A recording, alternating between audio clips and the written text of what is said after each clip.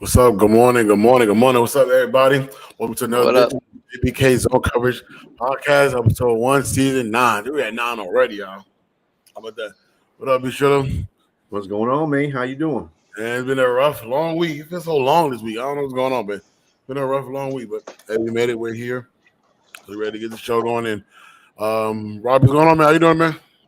Chilling, man. Just like you said, man. Felt like a long week. Yeah, it really has. So yeah, we back. So Kevin will not be here with us today. He's dealing with a little bit of sickness, so prayers out to him. Hopefully he gets himself better. He can be back on next week's show. This is the last week of this month of breast cancer awareness month. It's our last week representing Pink. So we do appreciate all those who fighting through that, got through it, didn't get a chance to get through that. We apologize about that, but let you know we are supporting that as well. So we got a lot of stuff we want to talk about, a lot of stuff we want to discuss and conversate about. Before we get into that, I want to go and let y'all know about our QR code every single week. We have to brand it. You know that this easily join us today. Click that QR code, bring you to all of our social media platforms. So please make sure you go do that. And seems pretty hard today. I don't know. I feel weird. I feel nervous about today because we got a big game today, so I'm really, really nervous about that. But other than that, man, I think we'll be talking about that later. Oh, definitely got that. And much more to talk about. So yeah, I was just about and Robbie will be filling in for Kevin today, aka Monkey today. So we appreciate you being here with us, Robbie. So y'all about ready to go to get started? Yep, let's do this. Do the flag. It's the Fatback video of the week. Then is back. He had one kick return for 58 yards in his one regular season game against his former team, the Vikings, and they just pop it up. Good kick by Prater on a hop. It's Harvin, but now he takes off, and Percy Harvin gets free. Percy Harvin inside the 30. He's going to go. Touchdown, Seattle.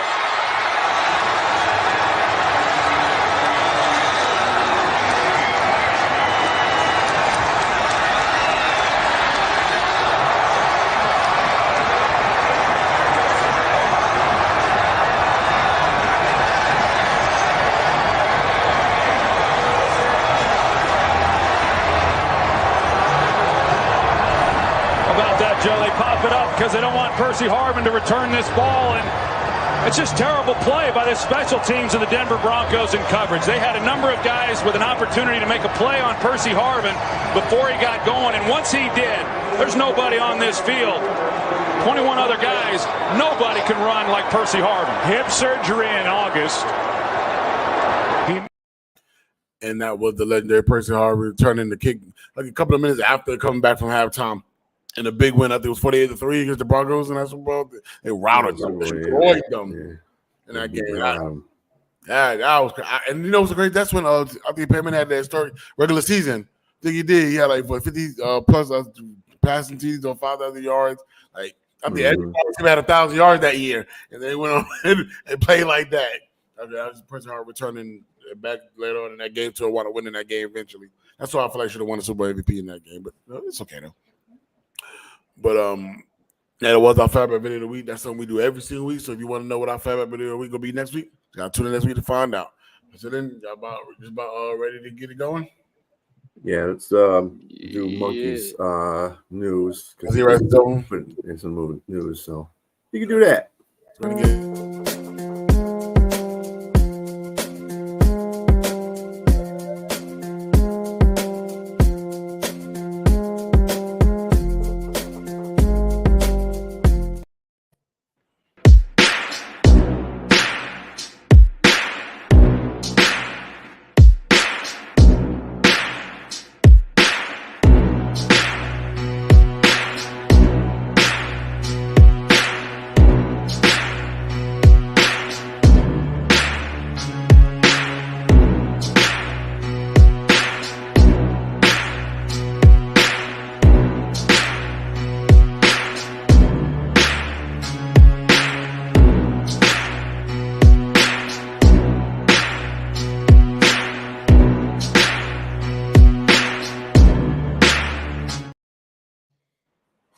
Everything else for the Zone Coverage news.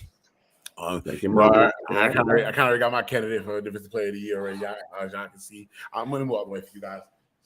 But hey, Myles Garrett. Oh no, it's not that much at all. No, it's not at all. Yeah. Not at all. Damn, Myles Garrett. No, but that was a good game he played. Last night, he really did. That was a superb game. Game he played, yes. It was superb. Game he played, yes. Let's get right into a recap of Thursday night's game. Buffalo Bills played the Tampa Bay Bucks. The Bucks wound up losing this game 24-18. So be sure with your thoughts on this game. It was a very competitive game, in my opinion. It was, Buffalo started off really well. Tampa Bay came roaring back. It was 10-0. I believe Tampa Bay got an interception after already scoring a field goal, and they tied it up at 10. And then Buffalo just rolled off 14 unanswered points. And then Tampa Bay came back again and almost won the game on a Hail Mary to a unaware Chris Godwin, who was all he had to do was turn around and catch the ball, and it fell right at his feet. So, but I think the most impressed me about this game is, Buffalo won this game because they're Buffalo. Buffalo's a good ass team. They're a good team. Let's not knock that. But what impressed me about this game was Baker Mayfield. He did a very good job. And yes, it's a point that Kevin always points out. Oh, yeah, we held him under his average. Not the point, though, to me. He still played a pretty good game. They were down a couple of times. He brought them back. So he's doing very good with Tampa Bay. I see them doing really. I don't understand how they lost to Atlanta the week before that, but anyway, but he did really good in this game.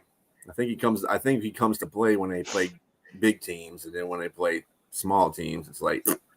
But that's the whole team in general. But yeah, when you look at it, Buffalo's last two games was one of the struggle games. Last week they didn't want to win in that game. That's again they should have won. That was probably what an upset game of the week.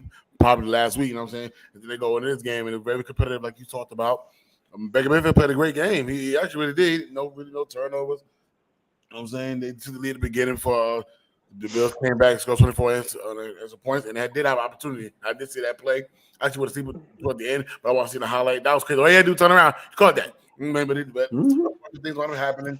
Yeah, Josh Allen wound up throwing another interception in the game, but that's okay. But it didn't derail them from losing the game because they continued on and put up the number they needed to, just enough for win this game. Shout out to Kincaid, that tight end, underrated man right there. I really didn't think he was gonna do what he did, but he was balling, man. He really, really balled for them the other night. And Diggs couldn't really get going. Yeah, keep this game in the back of your mind too, because Dawson Knox is out with an injury for right now. Mm-hmm. He's gonna be on IR for at least 4 weeks. So if Kincaid explodes, Dawson Knox might lose his job right there. Yeah, that could be the scary thing about that stuff, the availability, man. Mm-hmm. It's not an opportunity for somebody else that's not getting the opportunities if he was there. So you're taking advantage of all the opportunities. That's what you should do, especially when you're the number one guy's hurt and you're number 2 or you're number 3. You want to get to that number 1 spot.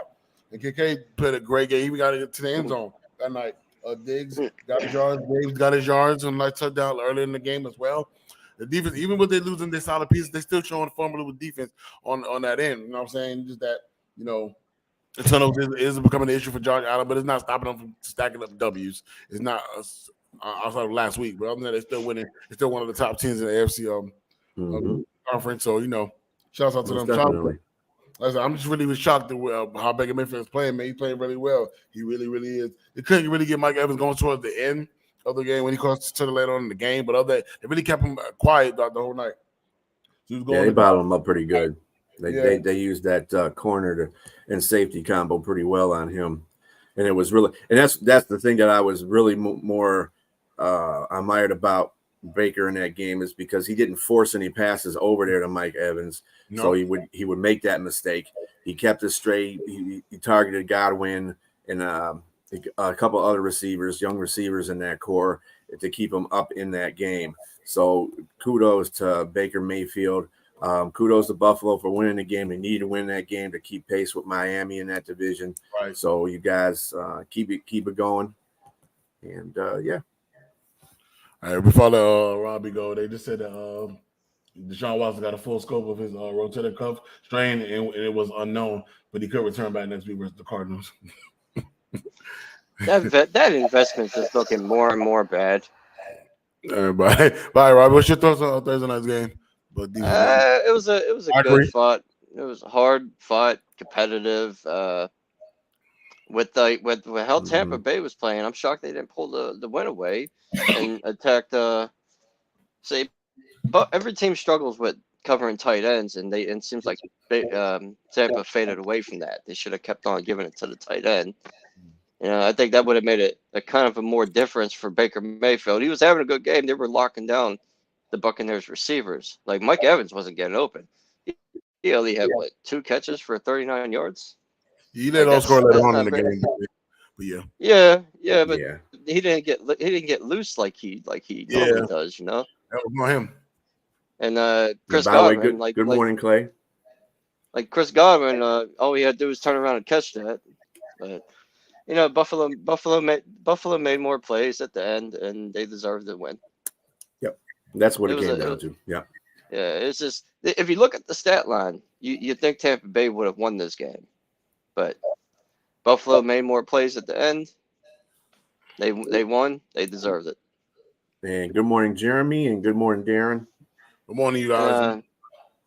That Deshaun Watson investment is really paying off, ain't it? What up, Clay? Shout out to Clay, man. Clay? Shout out to Clay for real.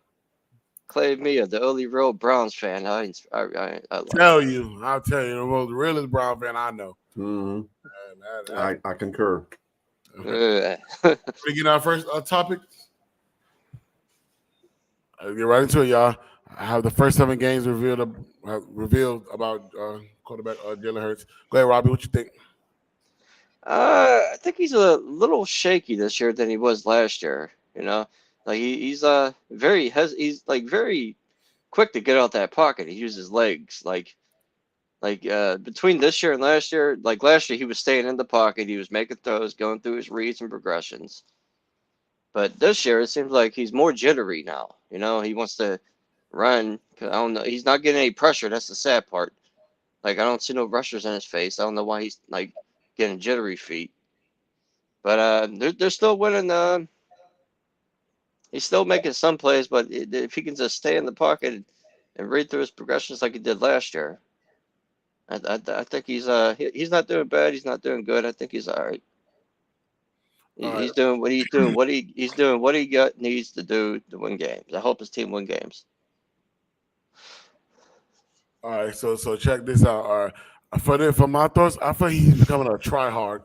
When I say that, it's like I think he's trying to force the ball to certain receivers, trying to force downfield and double coverages, single coverages, like triple coverage. I've seen a lot of it. If you look at his numbers, last year he only threw 6 interceptions throughout the whole entire season. Now he's at 8.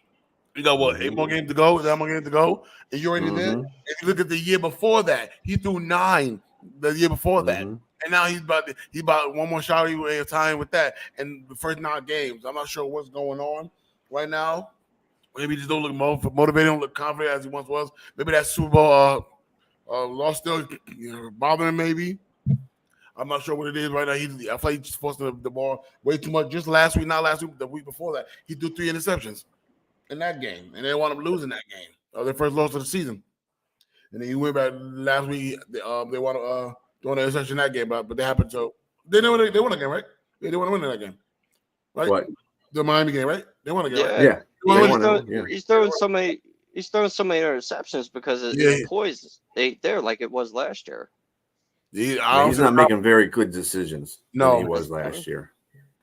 Last year he had his decision making was great, and I think that's because the coaches. He doesn't have either of his offensive coordinator there anymore, and that was the guy that was helping him put together the offense. And you can tell. I'm gonna tell you, coaches make the difference in the NFL. They do. And some players need them coaches to get them past certain parts and make them focus on certain things. And when you don't have that coach there no more, that tends to fall off. We've seen it in Eric Bieniemy from Kansas City to Washington. You can see that fall off in the offense from Kansas City because they're not that great offensively. Even though they got Patrick Mahomes and Kelsey, they're still not doing the greatest. And I mean, as you alluded to earlier, John, his 8 interceptions is equal to his 9 passing touchdowns. He's thrown for 18-21. He's really having a mediocre season. I mean, he's thrown for 62 67.2%. That's decent. And his QBR is 95.3. I mean, those are decent numbers for a middle of the pack quarterback, middle to a little top of the pack quarterback. So he's playing. I guess what he's doing, he's just fitting in there. I think Philadelphia could probably be a lot better and a lot more dominating if he's playing at his last year's pace. They would be a lot better team offensively. Yeah, that would totally be true. I see a lot of force. Remember, AJ Brown led on the season, had a little issue with him not getting the ball. Didn't feel like a lot of force passes going to him. He had a big game. And then Smith really didn't. I don't know. I thought he trying to please everybody. I don't know. Then they got Julio Jones there now. I'm not sure the relationship with that and the reason behind that. I don't know. Well, somebody got hurt. I don't know, but yeah. So yeah, but he's not playing. He won't play really understand that Julio Jones thing, but whatever. All right, y'all, let's get right into our next topic. All right, y'all. It's time to hit the panic button on Brock Purdy after two back-to-back losses. One against Cleveland, the other one against Minnesota. Bishop. Nope. I was explaining this to John yesterday for all you guys out there. Yeah, they lost back-to-back games to Cleveland and Minnesota. They don't have Debo. They're doing the best they can with Christian McCaffrey. But you got to understand something. Everybody expects this dude to be the next Joe Montana, including some of you San Francisco fans. Dude was Mr. Irrelevant. You keep forgetting this. People keep forgetting this guy, that he's Mr. Irrelevant. Yeah, he got a lot of hype. There's a reason why he got a lot of hype, because he was playing good, because he was drafted as Mr. Irrelevant. But then when he gets bad, all of a sudden everybody wants to say, oh, well, he's not. No, he's Mr. Irrelevant in the draft. He got picked last. He was the last person in the draft. Give him a break. Dude's going to have bad games. That's just the way it is. And he's going to play games he can't win. So I don't see why they should be pushing the panic button. The dude's all right. He's fitting into their scheme what they need to do to win games. So, some players need players around them to succeed, and he didn't have all his full complement of players around him, and he's not going to be Captain America every game. So give him a break. I'm not saying he's an elite quarterback. I'm just saying give him a break. He's a system quarterback. Let him play that system. I think the reason why people have so hype on him, even though he was Mr. Relevant. Good morning, Tom. This is why he's Mr. Relevant, because the way he started off, 12, 13 straight games, win the streak, you know what I'm saying? But it was with the pieces he had around him. You had so many pieces around him, offensively and defensively, you know what I'm saying? So he benefited from that. And game manager, he played well in those games, even in the playoffs. He won 2 games in there. Wound up losing, obviously, because he got hurt before the Philadelphia game. You know what I'm saying? So I think that's where the hype came from. And then when they see him lose, he lost it with the pieces he normally don't have. Like he losing Debo Samuel was a big hit. Yeah, he had CMC the last week, still wasn't losing that game. Like when they had both of them on the field, they win more. When they don't have one or the other or neither of them, you saw the exposure. And I think that's what it was. But to answer this question, I don't think no need to hit the pen about it. I don't think it is. Is that he is Mr. Relevant. We have to remember he is Mr. Relevant. You know what I'm saying? But he's one of probably the best Mr. Relevant quarterbacks I've seen in a long time. You know what I'm saying? From a draft that he was Mr. Irrelevant. Have you seen any player come out, be Mr. Irrelevant, and dominate? Well, not dominate, but play really well as a Mr. Irrelevant player? I haven't seen that. Yeah, you're right. Actually. I agree, and that's why I feel like that's where the hype came from, like the way he started, how he started. You gotta remember the piece he was drafted to a great team, a great defense, and a great offense. It's crazy. But they got CMC, they've been on fire, you know what I'm saying? So I think no reason to hit the panic button on them. But those 2 losses, it's crazy. Because you gave Kirk Cousins' first W on Monday night, and then you lose Cleveland the following year. So I don't think there's no reason to hit the panic button. But I was like, dang, that is some tough losses. That is. They shouldn't have lost those games. But but there's no reason to hit the panic button. Yeah, he's still Mr. Relevant. We can't ignore that. Still is. Yeah, and I'm telling you, this is what I keep trying to tell you. It's a team effort thing. San Francisco did not look good against Minnesota. They didn't. And it might be basically because of Minnesota played very well, too. And Kirk Cousins, he can't win a primetime game. No, his team can't win a primetime game. He just happens to be the quarterback of the team. He can win a primetime game. That dude puts up numbers. the rest of his team, they didn't have any turnovers that were detrimental in that game at all. When you do that, that's what reason why they haven't been successful this year, because they turn over the ball at the wrong time. So they eliminated those turnovers, and that's how they were able to capitalize in San Francisco. So. Yeah, and then Brock Purdy was in the MVP conversation before this happens. But to let the Vikings throw over 400 total yards without just Jefferson is crazy. That is crazy. That is wild. It's the 49ers. That's wild. All right, that's what Don says. But we can't put all that blame on Brock Purdy. We can't put all of it on him now. But he does blame because he is quarterback. So you know how that goes. But yeah. Robbie, what you got? You can't just single out one player. It's a team game, you know.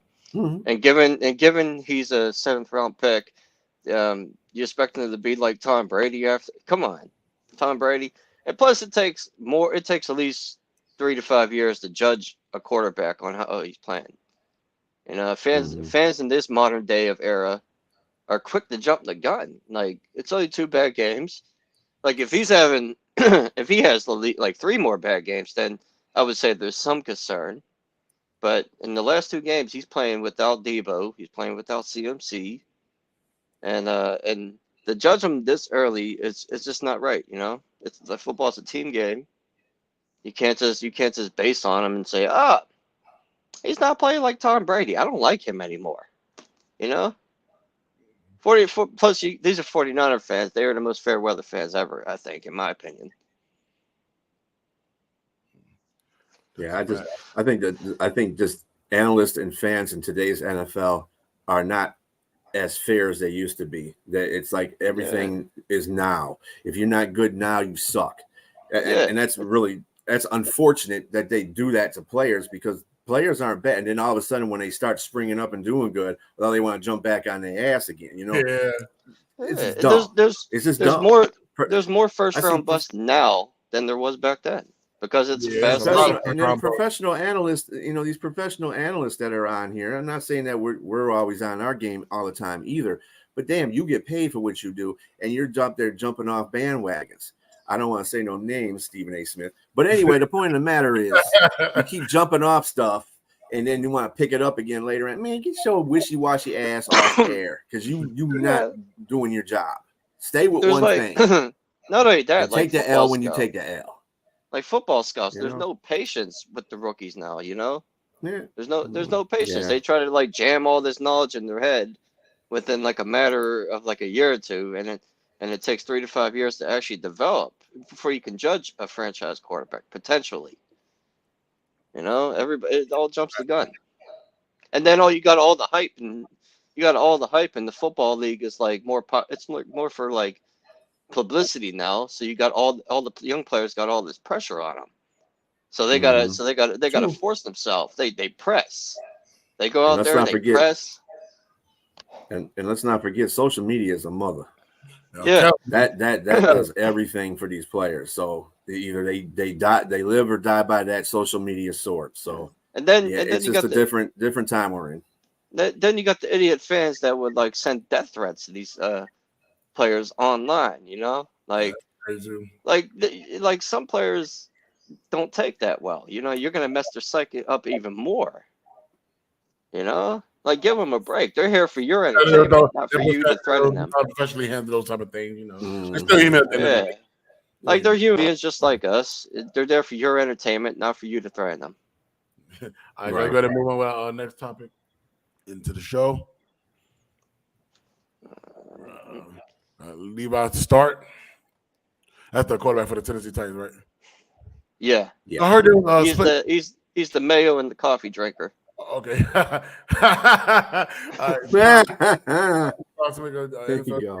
long would he last as starter? I heard they were splitting. There was splitting between those two. There it is.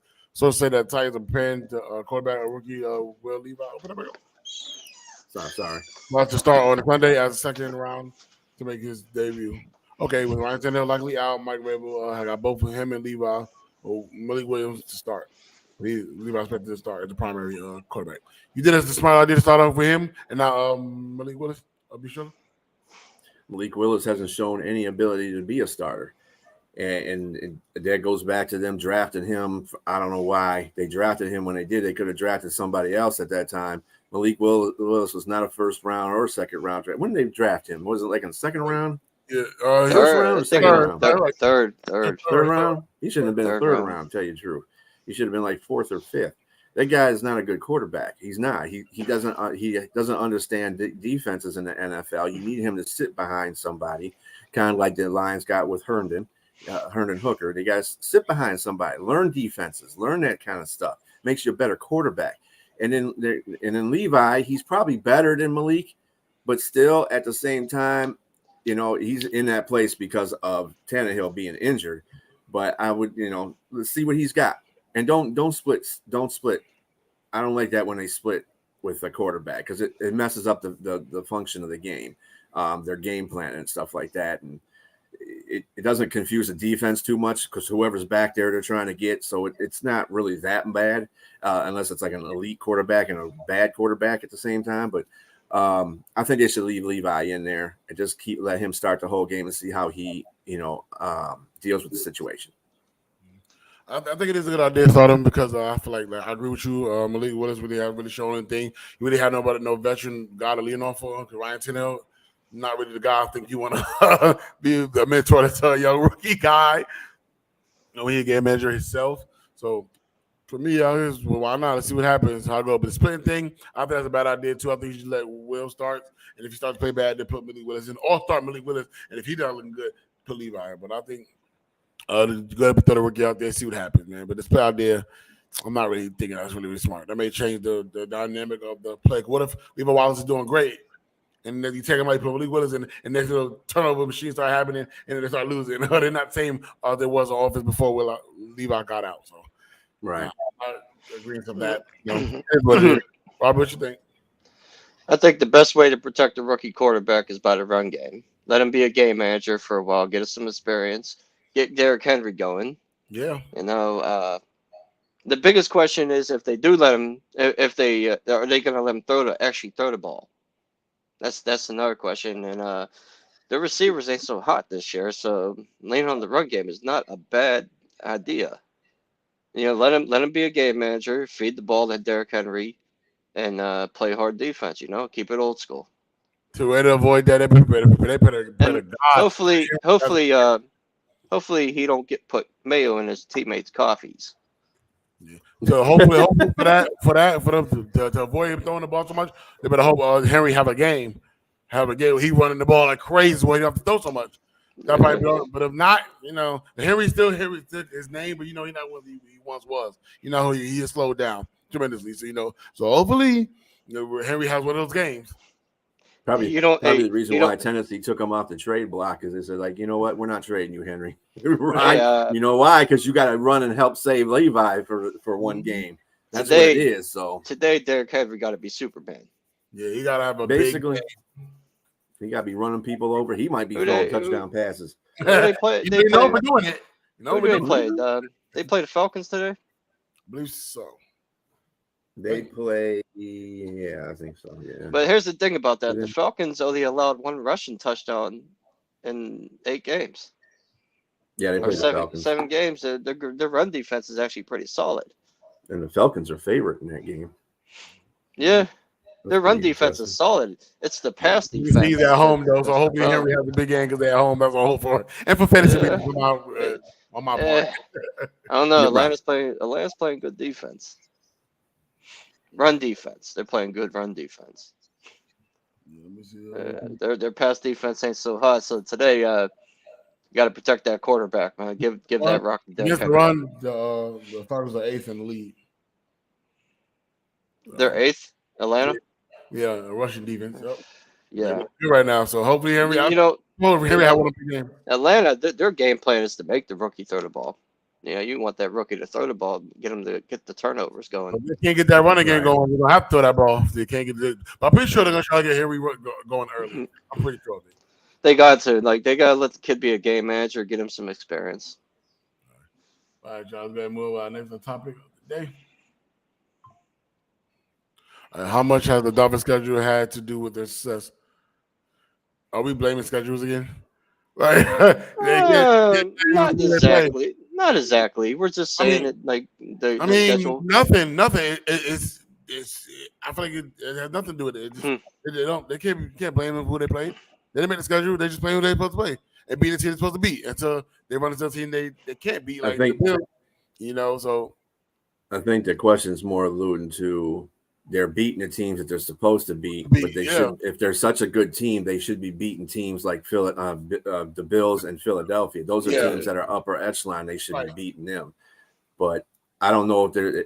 I mean, the success they're playing who they play, and if they're not the greatest teams, they're beating them. Obviously, they beat the Broncos 70-20. So, I mean, they're beating teams they got to beat. Yeah, that's what I was alluding to. So so I guess if I really look at that, how much does the Bills schedule have to do with this? That's everything because it's their schedule. They're playing their schedule. So in a way, I guess They only play on the schedule. Like I said, they'll make their own schedule. If it was like that, I'll be playing Cleveland every year, every game. I'm going to the Yeah, it's granted you beat the weak teams, right? But if you want to be taken seriously as a Super Bowl contender, you have to beat the good teams that play on your schedule. Yeah, if you're just gonna, because come playoff time, you're not gonna play no losing teams with losing records. You're gonna play nothing but winning teams. Yeah, the guys should go against winning teams. I agree with you saying, but this is a definition of a team that's a pretender, though. They're not a definition of a team that's a contender. If you can't beat teams that are way over 500, there's no way you're going to survive when you go into the playoffs. You've got to be able to stay in the regular season if you can beat them teams or not.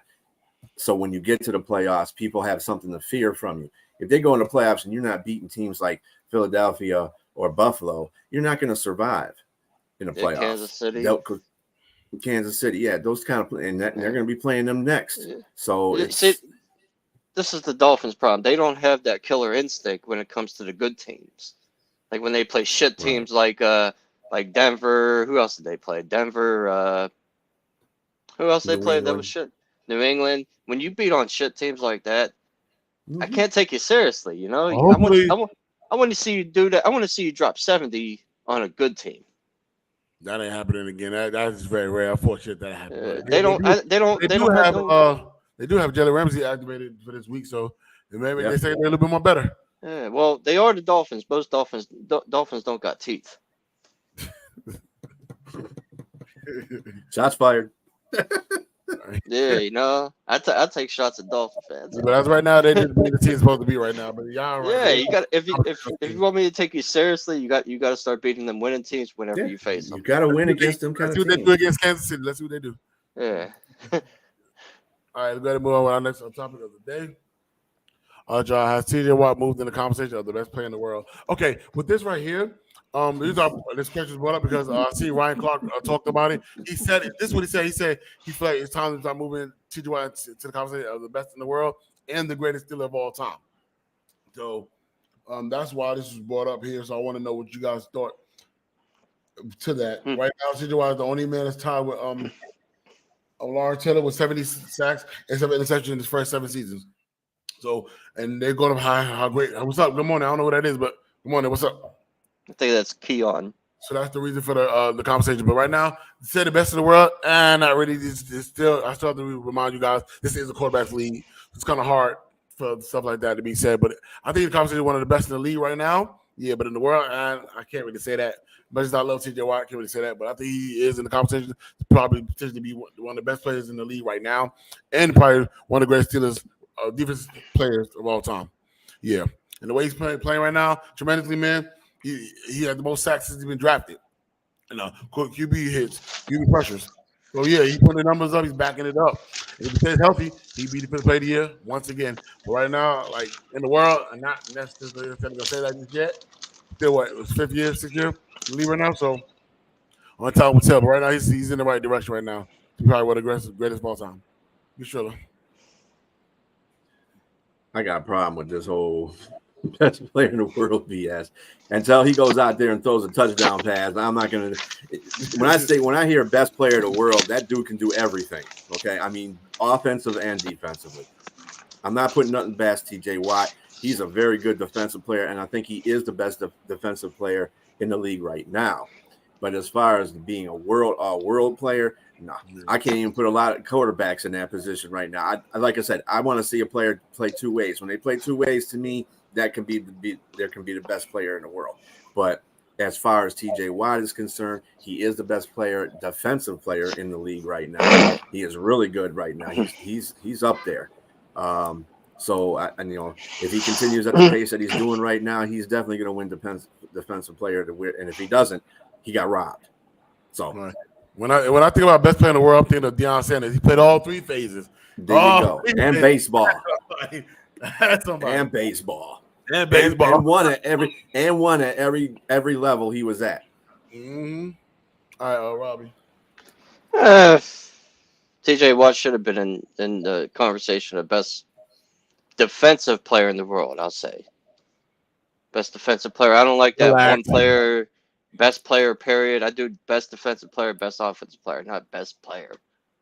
Right. But like I said, the reason why he don't get much publicity is because he ain't doing no basketball moves like Myles Garrett, where he's dribbling through the legs before a sack. TJ Watt, the NFL don't see him as bringing sexy back. And plus, you got PFF rating Myles Garrett #1 everywhere on their post. So I don't get it either. I'm done with. Well, it's always Myles Garrett, TJ Watt. What about Michael Parsons? He can't be in that conversation too. Yeah, I think he's in that conversation. He be in that conversation. Yeah. Like every time I watch TV, it's always TJ Watt, Myles Garrett. Like they play too defensive. And as far as disrespecting Roquan Smith, no disrespecting him. He's a great linebacker too. However, he's not consistent every game. He doesn't. He brings the pain, but he doesn't bring it as strong as T.J. Watt and Myles Garrett and Parsons. They bring that shit every game. He's when he plays when they need the defense to play for Baltimore and he needs to come to play, he'll come to play. Yeah, Roquan Smith. Yeah, he's still a great linebacker. He's awesome. Yeah, for sure. That's another one that should be in the conversation. I agree with that. For sure. It's all linebackers, pass rushers. But I still don't think he's better than T.J. Watt or Myles Garrett. Either one of them, no. Yeah, I think I was or even Parsons. I think I was done with Madden when I watched T.J. Watt win the fifth play of the year, and then the following year, Myles Garrett was in the 99 club and not T.J. Watt. I was done after that. I was like, how? I was done after that. I was like, I'm done. Minka had 7 interceptions. How did he? And he only got third best safety in the game. Yeah, and then when you look at it, before that interception, I think the Rams did score again after that TJ Watt interception. They just scored another point. You talk about game record. TJ Watt is a single-handed game where he didn't really get the trail by momentum of an offense. Like once that interception happened, they never scored a point again. Rams never scored again. What's the what? I don't know. Maybe they're going by jersey sales, or I don't. Maybe Myles Garrett. You talk about this year, like we talking like since TJ Watt been in the league, TJ Watt has been dominant. Like that's what you're talking about. Yeah, but the NFL goes by whatever player makes some money. Whoever's making money, jersey sales, It's got to be That's obvious. He's a Ravens fan, but the point of the matter is, he might be balling, but his stats are a different thing. And what does he do? I mean, when a defense has to win the game, is he winning for the defense? I mean, T.J. Watt has been there to win games. He stopped teams when they need to have stops. So I don't understand what you're saying because we're not disrespecting Roquan. I just say he's not better than TJ Watt. Who is this? I don't know who it is. That's why I want them to click the permission links so we see who they are. Where did we disrespect Roquan Smith? That's what I like though. Right now, Roquan Smith right now sitting there 71 combined tackles. We said that he should be in the conversation. You're not better than that. Hold on, Robbie. I said Roquan got 71 combined tackles. 35 of them was assists and 1.5 sacks in those interceptions. TJ Watt right now leading interceptions. TJ Watt got 8 sacks, right? Yeah, 8 sacks, 2 interceptions. Mm-hmm. What has Roquan Smith got? He got 1.5 sacks and no interceptions right now. And he got a bunch of tackles with all combined. How many interceptions is TJ Watt got? So far this year, 1. There's 1 so far. But he's not leading because Aiden That's Hutchinson's Solomon. got one too. So That's John. That's Solomon. Huh? That's on. Oh God, Jesus Christ! come on, Solomon. Come on, bro. I like Roquan. See, you're using that Lions game as a whole precipice. Don't start doing that. There's a Ravens fans have been doing that for the last week, using that Lions game. We're the world beaters now. We can beat anybody. Yeah, you beat a team that didn't show their ass up, and that happens. So, but what's going to happen is you need to be consistent with it. They even have MVP conversation. I've seen that too. I've seen them up there in the conversation. You know, it's a quarterback league. It's so tough to have stuff like that happen. But Myles Garrett, TJ Watt, they're both great players. Oh yeah, absolutely. Both great players, but we're going to move on our next topic of the day. Well, the Patrick Mahomes and Kelsey combined surpass Gronk and Brady. Yes. The way they're playing right now, yeah, absolutely. I think they're not close, not too far off from passing them. We talking about touchdowns, yeah, between the two, yeah. Realize before you say that these numbers. Brady and Gronk have 93 touchdowns in between both of them. 93. Mahomes and Kelsey have 50. That means they have to throw 43 more touchdowns to get past that. 44 actually. So I don't know. Kelsey's long in tooth right now. He's what, 31? Kelsey is now. Oh, how old is Travis Kelsey? That's a good question. How old is he? Yeah, he's 31. Yeah, so he's getting up there. Now, I'm not saying I'm not saying they can't do it, but it's going to be close. That's what I got to say. Kelsey's 34. Oh, Kelsey's 34. There you go. See, and Patrick Mahomes is still a young buck. He's really 34. So, yeah, I thought it was like 31, 32. He's 34. Yeah, I thought it was that Travis too. But yeah, 34. But with that, I agree with you right there. Mm-hmm. Y'all remember, he's still balling. He ain't showing no signs slowing down. He's just showing no signs right now. He's still balling. Travis Kelsey's 34. Yeah, he's 34. I thought he was younger than that. I thought he was like 30. I thought he was like 30. He just turned 34 on the 6th of this month. He just turned 34. Man. So right now he's showing no signs slowing down. He's still balling. So there's still an opportunity there, but how many more touchdowns? I think the opportunity that made Gronk and Brady so good is because Brady is an older quarterback. He retired when he was fucking 102. Funny. But the point of the matter is he's been there a long time. Yeah, he's had other great tight ends. Hernandez was a really good tight end before he decided to do his dumb thing. And Gronk came right after him. So Gronk was there before him and then came after him because he was hurt. But still, 93 touchdowns between those two. And we're talking about Tampa Bay, too, because he played with them in Tampa Bay. Yeah, that's correct. So he's throwing touchdowns to him then. And then Mahomes is a young quarterback. Yes. He's younger than Kelsey. Right. Okay, so Kelsey's got maybe about 4 more years left, as a football player to be productive. So if they can get 10, 11 touchdowns per game between them two in the next 4 years, it's highly possible they could beat that. Yes. It all depends on health. Depends on health of either one. But that's what I say, because Patrick Mahomes is still young. I think they may have opportunity to do so because he is young. Charles Kelsey, and like you said, good 4 or 5, maybe. Is there's opportunity to do so. You said how many they got? Travis Kelsey and Mahomes got. Come on, how much they have? Come on, how much was it?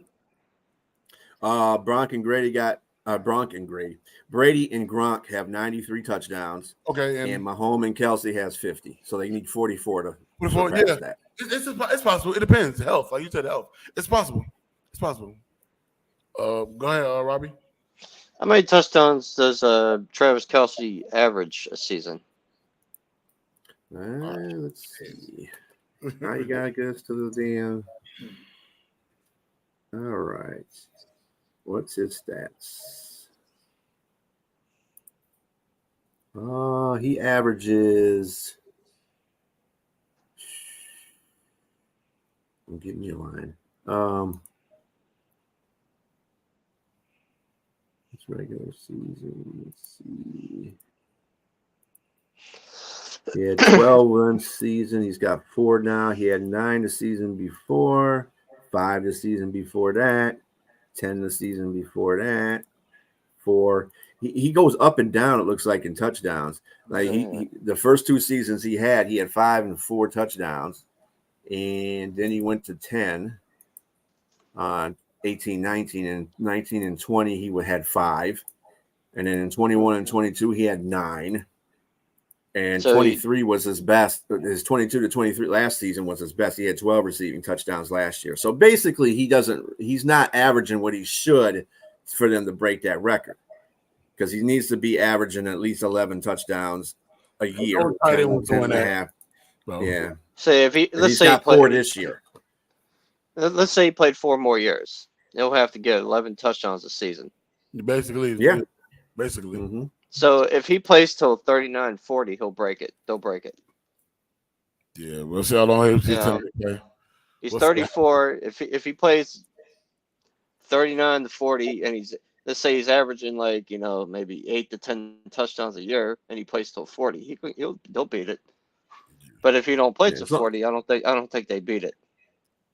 Yeah, and then you got to also understand injuries and stuff on like that.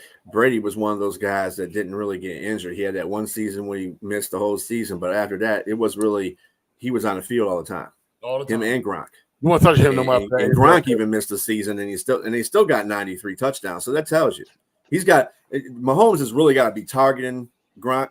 I mean, Mahomes has really got to be targeting Kelsey all the time, so that he, can get them touchdowns. Or he could be like on and off. He could have like 8 touchdowns one year, next year have 13. Yeah, he be throwing like that. 7 after that, or 11 a game every year. He's got to have MVP caliber seasons. That's Kelsey. That is to surpass Brady and Gronk. The last year he had 12. So we'll see what happens right now. Unless he's still playing at a high level, going till 39, 40 years old, he can do it. No, that's what I'm saying. He's got to do that. But right now, but he's going down though. I don't see if they ban hip tackles, they'll do it. All right, let's move on to our next topic of the day. No problem. All right, John, can the Bucs remain afloat if they have to rely on the defense? Be sad about a lot of teams. Pittsburgh to be one of them. But yeah, because I still believe in the philosophy that defense wins games, offense sell tickets. I still believe that. In my mind, I still believe that. So yeah, I believe so. That defense playing really, really, really well. Yeah, that's good. Yes, I don't think it's very hard to really calculate this or answer this, but yeah, because I think a lot of teams rely on the defense anyway. But yeah, he was playing great. Yeah, so why not? And if Baker's still playing the way he's playing, yeah, the opportunity to keep staying afloat. Yeah, I'll be sure. Yeah, I'm not really understand this question. Yeah. I mean, they can. I mean, I don't think that their offense is terrible. They have a rookie running back. I mean, he's doing pretty well. They got Mike Evans and Godwin. They got a pretty good tight end, Cotton. Is that his name? Cotton, whatever the name. But anyway, Otten. There you go.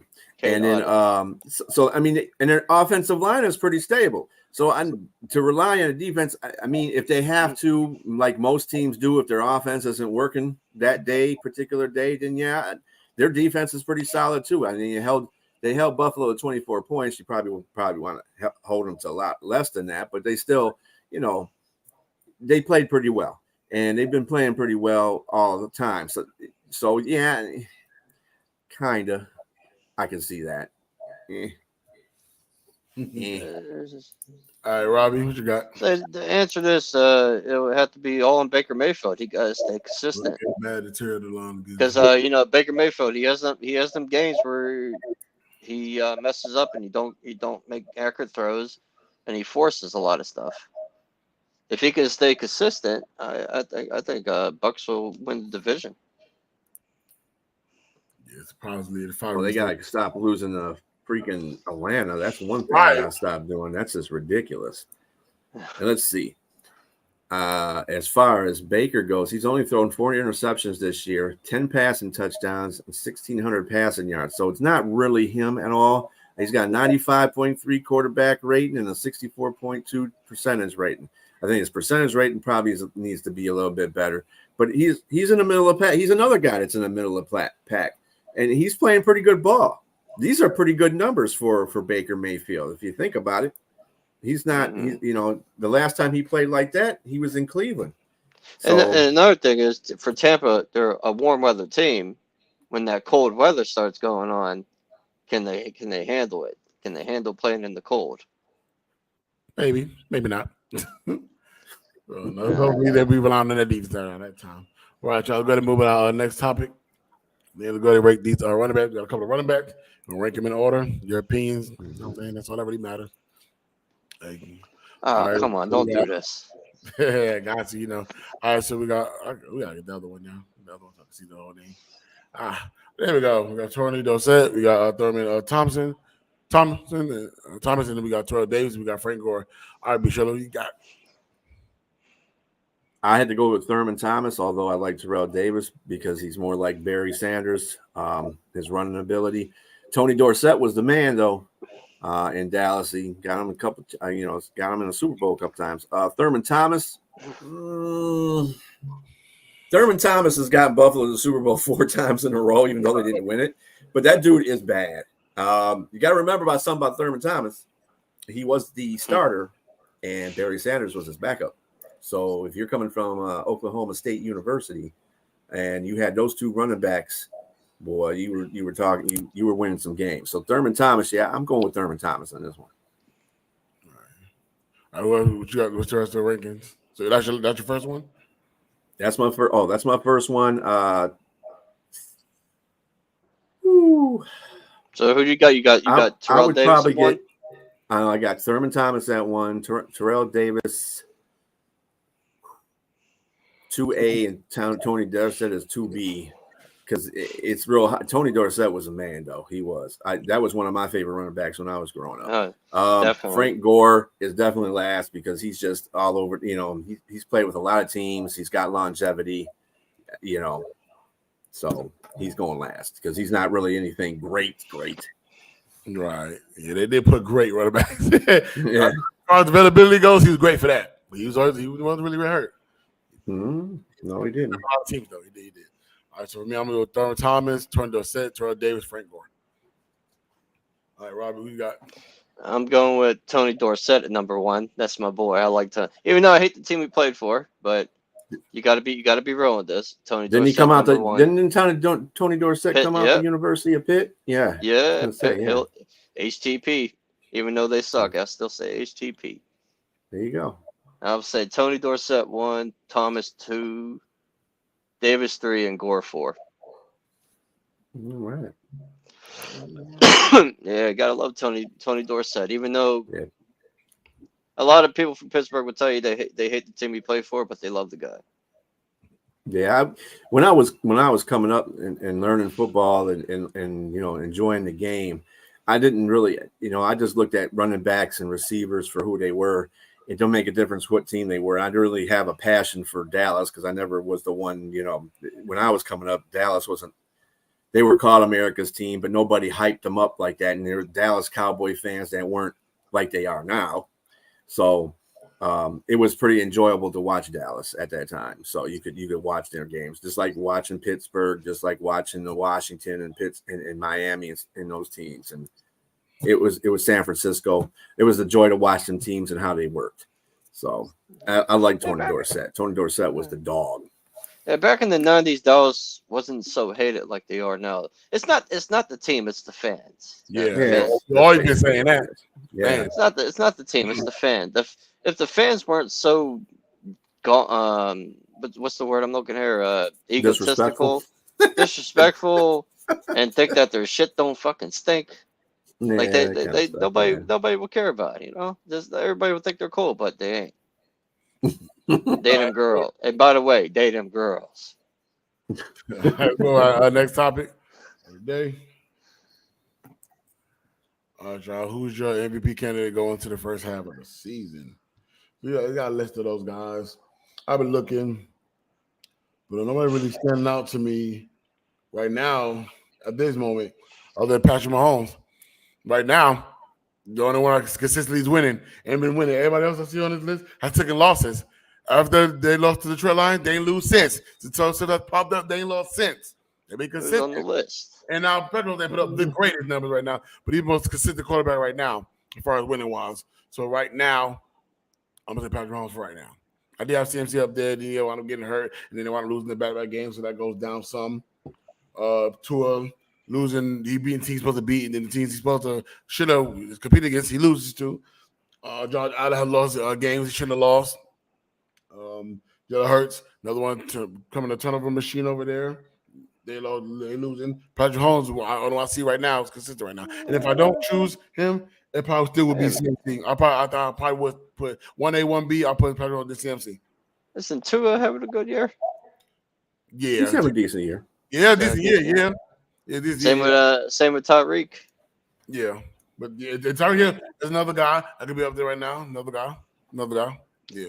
The reason why I'm putting the quarterback on top because I feel like the MVP is the quarterback lead award. Like it's so hard to overlook the quarterback. Yeah, it shouldn't be, but it's so hard to overlook the quarterback because it's quarterback lead, and it's so hard to put a receiver in front of a quarterback. Quarterbacks should get their own award for that. They do the MVP. That should just be a quarterback award. They give offensive player of the year to the non-quarterbacks. Yeah. I would love to see a non-quarterback win that award. Again, when was the last time it happened? With Adrian Peterson. It's so tough. I like to see it. And the reason why he won that because he told us the prior and he come back and he rushed for over 2,000 yards. You know what I'm saying? So yeah, he won the MVP and offensive rookie of the year that same year. It's so tough. It's been like that through time too. Barry Sanders, one of the best running backs in the game, won MVP, and he shared that MVP with Brett Favre. So I mean, you got to understand that that's just the way it is.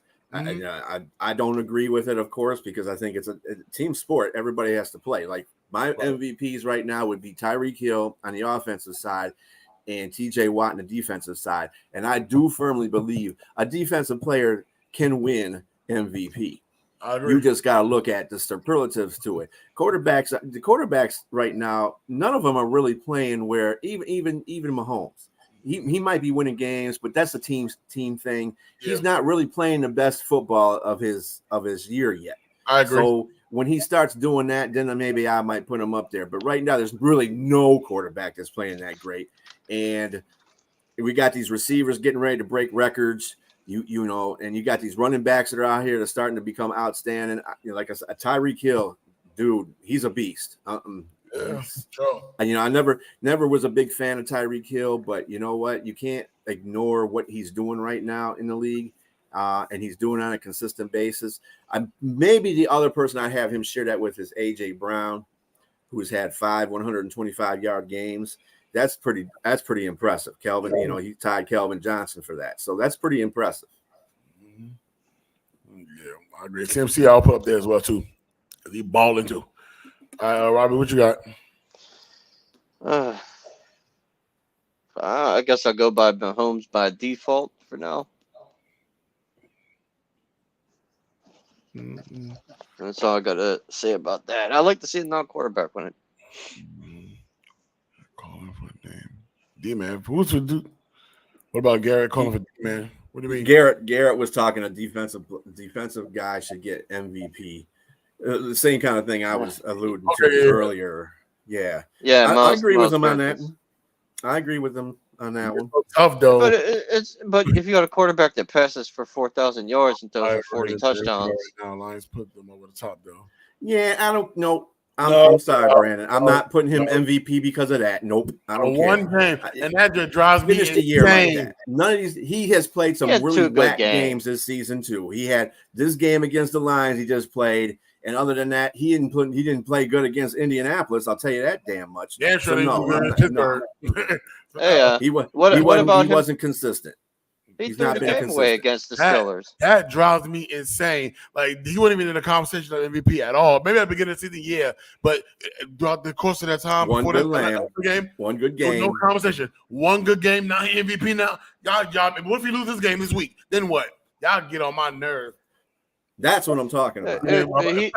Facts. Dude, facts. Lamar Jackson, that game against the Steelers, they had us beat. He threw that game away.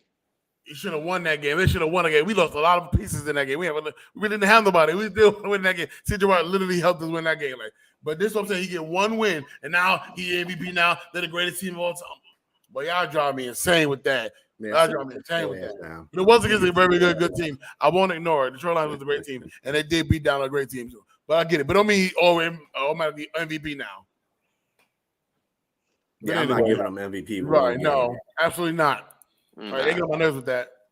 Not saying you, Brandon. I'm talking like the media, the analysts, the professional analysts. Now they call it MVP. It's week 8.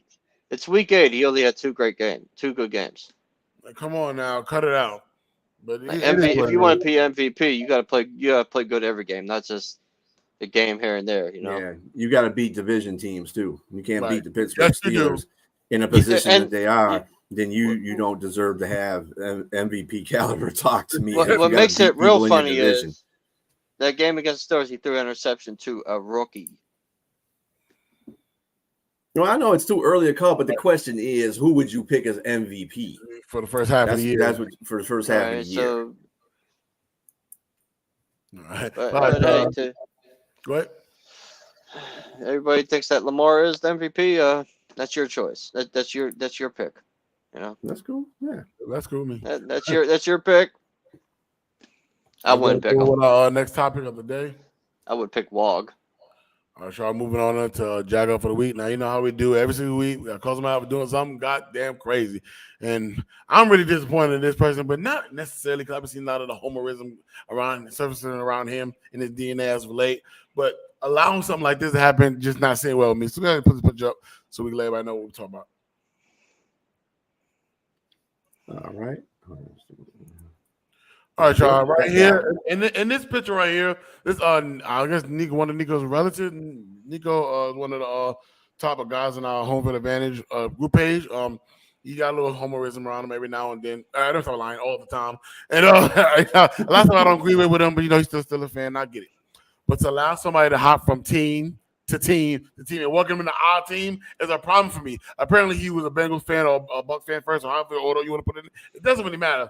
He was a division rival of ours, fan of ours. Then he moved to the Bucs, and now he went over to Pittsburgh.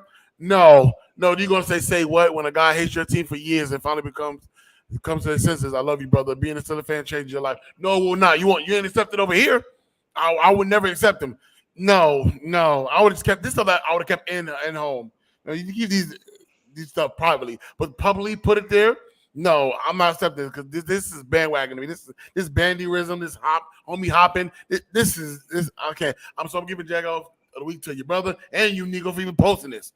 Like, no, you're not accepting him over here. Not at all. Jago of the week. On top of that, it doesn't make it worse. It doesn't make it bad enough that he's a 3-teamer. But the other team is Cincinnati Bengals. That's in the damn same division as Pittsburgh. Get the hell up out of here. Hell no. Ain't never happening. I'm sorry, nigga. You really disappointed me with this one. You really, really did. Nah, he not accepted over here. Not in my book. Nah, you're a bandwagon. 3 different teams, and then one of us in our division. Is that Joe Burrow jersey? No, okay. Yeah, yeah. Nah, you're not accepted over here. Maybe we should hook him up with that Beverly chick that used to be in the group. Whatever, but yeah, Nico, Jago for the week. You and your brother. You Jago posting that. That's how you just kept yourself. But now you're not accepting over here for me. Here's a Tampa Bay Buccaneers Bengals Steelers fan. Nah, not over here. Not over here. Might be about the Pittsburgh Panthers or something, the Penguins. Not the Steelers. Hey, I'm a Panthers fan. I know. But that right there is ridiculous. That really pissed me off. Wait a minute. I support the Panthers. Okay. All right. Be sure you got Jago for the week. Yeah. Justin Ross, wide receiver for the Kansas City Chiefs, got placed on NFL commissioner's exempt list for charges of misdemeanor domestic battery and criminal damage. Dude, calm the fuck down. What is wrong with y'all? ain't no chick, man. You don't listen to see the problem with y'all is you're young. You don't listen to enough Snoop Dogg. That's the problem. Because you gotta say we don't let him hoes. That's what you gotta have, whether you're married or not, got a girlfriend or not. Don't put your hands on a woman. Don't put the hands on a woman. That's not, and then to destroy her shit, that's not cool either. And you're a grown man, you play in the NFL, you play a grown man sport.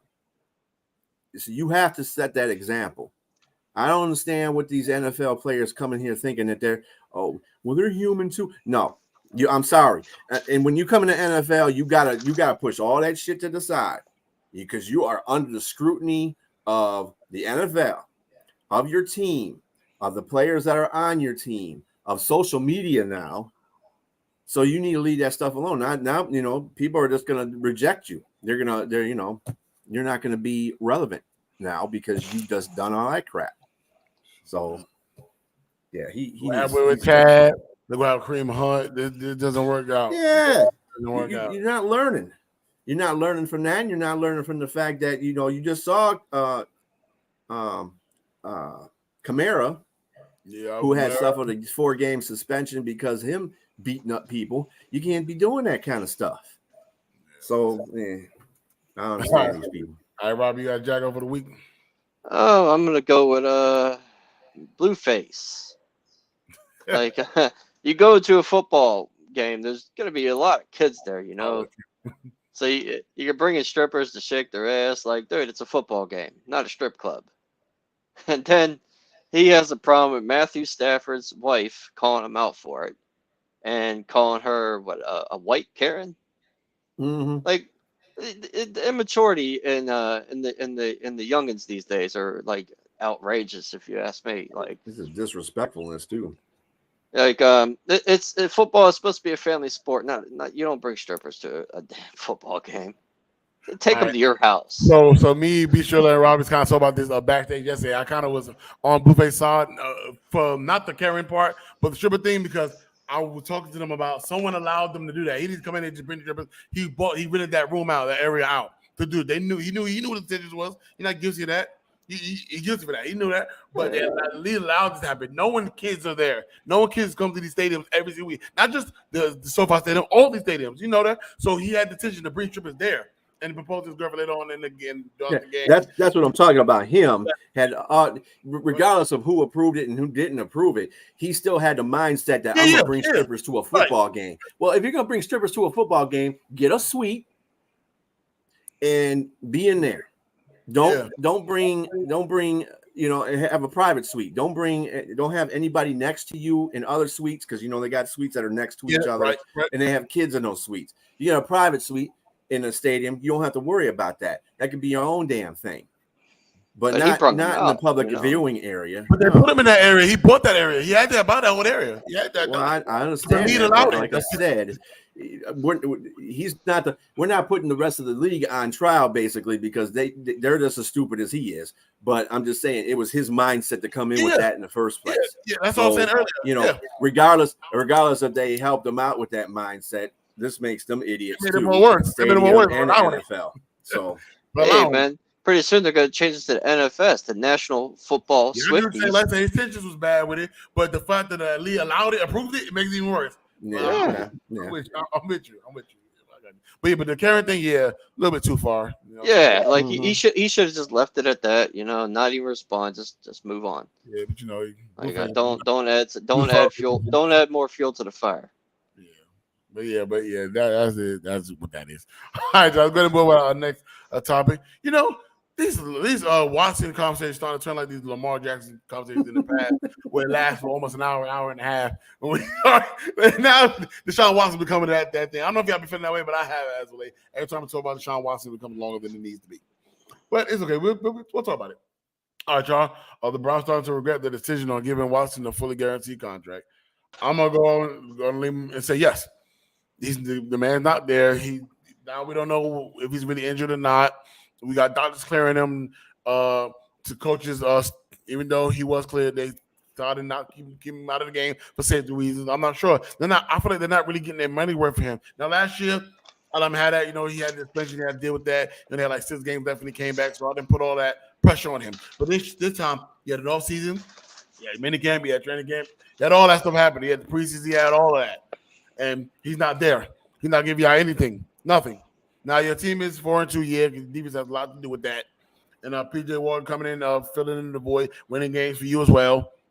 I don't know. Like this is not what y'all gave him this money for. Y'all didn't give him this money for this. I don't know what was really going on. I really don't know what's going on anymore. But I said, I feel like y'all really not getting your money's worth. Y'all gave everything to him. Everything. And look what he's doing. He's hurt now. The minute he's not really hurt, then he gets cleared. Because in that game, that last week's game, he had a concussion. He cleared that. He was clear to go back in, but the coach said no. I'm not really sure why. I think that was some BS on their part. Some BS going around, circling around that area. But I feel like y'all not getting your money's worth at all. So I think you are regretting it. I think you are. And a lot of these fans, certain fans, don't think they are. But whatever, it ain't our money. I don't care. Pittsburgh don't operate that way. So, I ain't tripping like that. But they're not getting your money's worth for him. And I think this decision has been regretted a long time ago. Be sure. I don't know if they're regretting their decision. I think what they're doing, they're in a false illusion about Deshaun Watson, that he's going to be the next coming of Jesus walking on water as far as the quarterback position is concerned. So I think they're all in still. I think they're babying him a lot. That's the reason why. And I don't understand. I just don't understand the concept here I don't understand the concept here, though. I mean, this is the reason why Cleveland Brown hasn't been a successful organization for a while. They haven't turned that corner. They get to that part when they turn the corner, then they do something really asinine. And this trade was bad, not just for Cleveland. I think that if Cleveland gets their assets back to them as far as Deshaun actually playing a good game or playing a good season, that's still up in the air right now, even though they're coddling them. But for the rest of the league, it sucked because now you're granting fully guaranteed contracts to players and they turn around and shit on you. That's, where is that going to do? That screwed the whole situation up for Lamar Jackson in Baltimore. Absolutely. Facts. So, I mean, I don't know. Like I said, I don't know if they regret their decision at this particular point because I think they're coddling them too much. But I do think that they need to sit back and reassess everything that's going on. I mean, PJ Walker went out there and won 2 games, and he drove them to a comeback against Indianapolis the last game. So, I mean, if your backup is outplaying the guy that you're paying all that money to, there's a problem. There is a problem. But I feel like it's so unfortunate though. You give him all these asset pieces, you all this money, and nothing to show for it. With his comment, no Super Bowl appearances for us this year is a failure because the Browns paid this guy like he was Mahomes and not even close. Exactly, and that's what someone was about on the phone the other day. I was like, he's done nothing for y'all he's done nothing since this allegation to deserve the money I gave him. And what has he done for y'all since? What is it? They did nothing for y'all. So it got to be some type of really regret or questioning. If it's not regret, maybe question like, damn, did we make the right decision right now? But like, it may be too early to tell, maybe. But damn, man, the man ain't done nothing. He's been out for almost 2-3 years due to the allegation situation that went on. It may still be going on, who knows? But and then that is these injuries, these clearances. I know my body standpoint. I'm not really sure, but it got to be some type of questioning. So I got to throw in my mind, like, damn, was this really a right move to make? And to get somebody a fully guaranteed contract, it spelled out desperation. And Clay said that at the very beginning when I spoke to him. When we first talked about this first news broke. Me and Clay talked about this. Like, damn, I was like, yo, was this out of desperation? We even talked about this when we were doing the extra point. Was this out of desperation? What is it? What has he done to prove that he deserved that contract? I feel like if anybody deserved that contract at that time, it should have been Patrick Mahomes. I don't know. But he didn't even get done like that. But that's crazy. But Robbie, what you think? Oh, not only that, they gave up 3 first-round picks for him, and what 2 was it? Was it 2 seconds? I can't really remember what it was. I think it was 3 first-rounders, 2 seconds. Picks. They gave up all that. Fully guaranteed his contract. So right there, that's just off for everybody. Not only that, except for the team you gave the 3 first-round picks to, but which is Houston. If you had a $50 million quarterback, what would you want his stats to be? What would you expect from him? How many touchdowns a game? How many yards a game he would pass? Mahomes, Lamar's kind of stats, something like that. You would be expecting. Kind of player he is. You would be expecting 4,000 yards passing. He threw, ever since becoming the quarterback of the Cleveland Browns, he only threw 11 touchdowns with 9 interceptions. So he's making $50 million a year, And the sad part is Cleveland can't just dump this contract and move on. They can't eat it. They can't pay him out. No team's going to want to take this bullshit contract either. No, they stuck with that. That's what I'm saying. Stuck. Cleveland, there was no positives about this. They fucked the damn market up. They messed the market up. Ever since that, like all the quarterbacks wanted all guaranteed contracts because of this shit. And that's the other thing right there. Mm-hmm. What Clay said, you're going to have to get rid of so many players next year because they have to get that cap space to keep paying Deshaun. And that's a tragedy because that's a good team. Cleveland is a good team. Cleveland is like the NFC version of Dallas. Okay, they have a defense. They have capable offensive parts to it. The problem is they just can't get over that hump because it's either, and I really do believe that Stefanski is the problem with that team as well, the coach. I think he's not good, just like McCarthy's not good for Dallas. I think once they change their head coach, they'll be a lot better team, as long as the coach is a good coach. But I'm just saying, they got the players on both those teams. It's amazing how much they mirror each other. They're very good teams, and people don't like either one of their fans, blah, blah, blah, whatever. The point of the matter is those teams are very good teams. They got great players. They can go to the Super Bowl. It could be a Dallas-Cleveland Super Bowl. But the problem is you got bad coaches on both sides. You got, it's like the players don't have a will to win either. And then when you see stuff like this with Watson, it divides the team. And not only that, when they got rid of Baker, they had all that chemistry going. They lost all. And then they killed all that momentum. They thought they got a better quarterback, but they really killed the chemistry Baker had. Yeah. Baker had 2020. Baker Mayfield had a great season. Not a great season, but he had a good season. Yeah, chemistry going. They should have kept him. Yeah, and when they traded Deshaun Watson, wasn't he already on a contract making $45 million a year or $40 million a year with the Texans? Who's that? I don't think he got a contract yet. He got one. No, when he signed with the Texans, he signed a 4-year, $160 million contract. Oh yeah, you're right. And so look at this, y'all. So the Cleveland Browns gave up 3 first rounds. That's for 2020, 2023, 2022, 2024. 1 third-round pick in the 4th round. All that for Watson. The only thing they got back is all that for 11 touchdowns. And if you see Deshaun Watson play, he's not making good throws. He's throwing dirt balls. He's throwing them right in the fucking ground. Like his arm don't look that good. I don't know if it's supposedly the shoulder injury. Maybe he was like trying to give off that he has a shoulder injury so he can get benched. I don't know, but maybe he need a massage. But the injury last week was a concussion situation. He was clear for that. Concussion. They said he fell out, but Clay said he fell on. He said he fell on his arm. He did. That's the reason why he didn't go back in. Something's not right about this injury. There's your answer to your question there, Robbie. Never started a $160 million contract because Cleveland offered him $230 million. Yeah, but I could have swore that right before they traded for him, they gave him that contract. It was the Daniel Jones type of contract. But. And this right here, this is exactly what I'm talking about. Jim Schwartz, I said this at the beginning of the season. Jim Schwartz was going to be a difference maker for that Cleveland team. He's a good defensive quarterback, coach. He is not a good head coach, but he is definitely a good defensive head coach. So I knew he's going to turn that defense around because that defense is too damn good to not have a good coach to help them out on the defensive end. And look at that. They were setting records with this defense before they played Indianapolis. With the way their defense they've been number one in the league in defense, and one of the best since the Baltimore Ravens did that. So I mean, it's not. It's definitely not Stefanski. It's Jim Schwartz with that damn defense.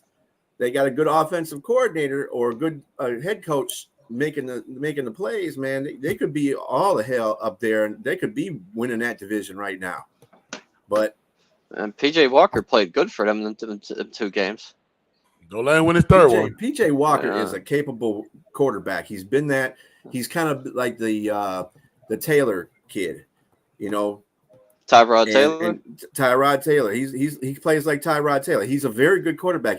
I think he's even got better accuracy than Tyrod does. But I don't know what's going on with Cleveland. I just don't. They're doing like shit like the Lions used to do. And I mean, both our damn franchises suck ass as far as the pass is concerned. You got to learn to change that in the future. I don't know what Cleveland was doing that at first, and then they just totally went a different direction with the Deshaun Watson thing. I don't.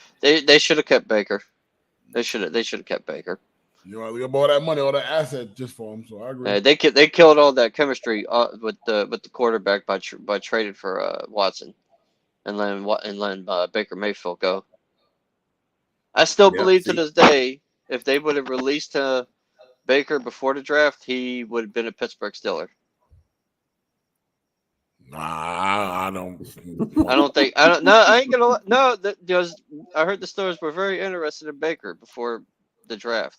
No, I'm glad that didn't happen. I didn't want Baker on the team. I'm sorry. You never know, man. Nah, we will never know. All right, John. Let's go to move on with our of the day. Yeah, he's Cleveland. Yeah, hats off to Cleveland. They got a great defense. Yeah, I agree. I remember all that. All right, John. Let's go to move on with our next topic. We'll be here talking about this for the rest of the show. All right. We won't stop. All right, y'all. So which division leaders are winning? We'll be winning the division at the end of the season. So if you take a look at it right now, take a look at it. I'm with everybody, but right now, Miami's leading their division right now. Boston is leading theirs right now. Jacksonville leading theirs right now. The Chiefs is. The Eagles are. The Detroit Lions still are. The Falcons, surprisingly, I was expecting that. I expected the Saints there, but we'll talk about that in a little bit. You said the Falcons? Yeah, leading the division. They're leading the division right now. And the 49ers is leading the division. So I'm gonna go with the safety right now. I think the Kansas City Chiefs right now. Probably right now. Nobody competing with them in that division. Nobody. I think Chargers probably may give them a run, but that was gonna go but so far. Patrick Mahomes does Patrick Mahomes things. So right now, as of right now, I can say them right now. I still have also the Detroit Lions. While they win the division, more likely the Eagles probably do it too. And the 49ers. And that's what I got for right now. I be sure you got. Well, I know AFC is going to be tough. AFC East is going to be tough. I don't see Miami holding that position for too much longer, the number one position. I see Buffalo, maybe even the Jets coming up there. As far as the AFC North, you guys know what the AFC North is all about. Everybody switches fucking first place every week. So Cincinnati. You can't. It might not be Baltimore leading the division. You know what I'm saying? By the end of the season, the AFC South, I kind of got to give that one to Jacksonville because Jacksonville's slowly pulling away from everybody. Houston will probably give them the most pull. Houston is playing really good football. They shouldn't even be in second place. As far as everybody was talking about them. They're 3-3 right now. Stroud he's playing out his mind. I have to agree with you at Kansas City. Nobody's going to win that division but KC. Mm-hmm. As far as the NFC is concerned, I don't see overtaking the Philadelphia Eagles in the NFC East. Detroit's basically got that lot. They got a 2-game lead in that division. And there's not really, Minnesota is probably the only threat that they got in that division, but other than that, nah. NFC South is probably going to be one of those I'm going to switch first place every other week thing too. So I don't see Atlanta staying on top of that one. And NFC West, I definitely see San Francisco staying there. They'll turn that ship around. They might have lost 2 games in a row, but they're going to turn that ship around. Trust me. That's a good organization. It's been a good organization for a while. Seattle is playing decent, but I don't think even with Geno playing, really well and them getting that offense together and the defense is starting to solidify, they're not going to beat San Francisco out of that first place spot. So I'm going to stay with San Francisco on that one. All right. And remember, you guys, I said this a couple of seasons, episodes ago, when the Eagles and 49ers was undefeated. I said, hey, I'd rather them lose now than wait until later when it matters the most, start losing. So maybe they might get them lost now and let them be shown. I think the 49ers probably get themselves back together. They probably just need to humble the losses to get out of the way and get back rolling to put the team they were today. And also, you goddamn Ratbirds, don't forget, the only reason why you first place is because Pittsburgh had a bye. That was it. So all y'all say, we run the division. No, you're not. You only had it because we supposed to be number 1 week, but we had a bye week. That's the only reason why we had early ass bye week, and y'all will see when y'all have y'all bye week. The same thing gonna happen to y'all. That's the only way y'all there right now. Because have we not had a bye week, we win those games, we still number 1 right now. But unfortunately, because we had the bye week. So don't take it like, you took it because we lost. We just had a bye week. That was it. But go ahead, Robbie, what you got? I only got 2 changes. I think Buffalo wins the East. And I think the Buccaneers are going to win the South, and everything else stays the same.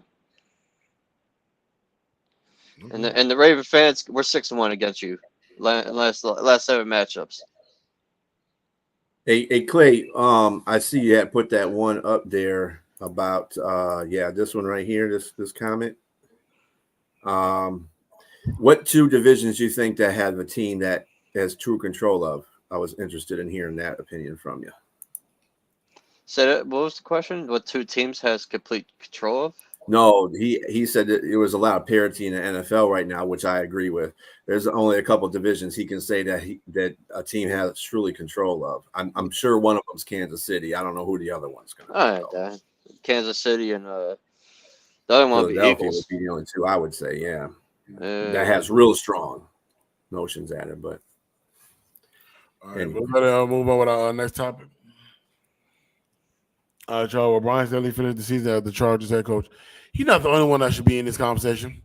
Let's start there because John McDaniels should be another one of them guys there as well for sure. BB. But, it's Philly. Okay. Yeah, I think it. BB. I probably will. He probably finish it out this year, but he won't come out next year. He probably won't be back next year. He probably finish it out. He probably will. If they were going to fire him, I think they would have done it already. Yeah, I think it should have been done already. So at the end of the Like last season. And John McDaniels is another guy. He shouldn't have been a coach this season. He's another reason why the Chargers aren't reaching their potential because he's not. So Brian Stanley, Josh McDaniels, and Ron Rivera probably be out. They probably won't be there next year. Probably.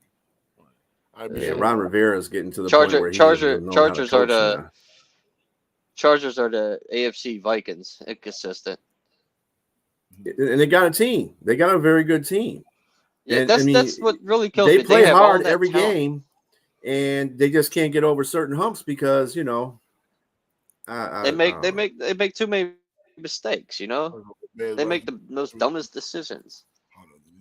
Like they'll call a halfback screen. Winning will make these decisions harder, but the Chargers played Chicago this week, I believe, and that should be a good win for them. However, I would say that the next game that they play is against Detroit. That's not going to be a not so easy game for them either.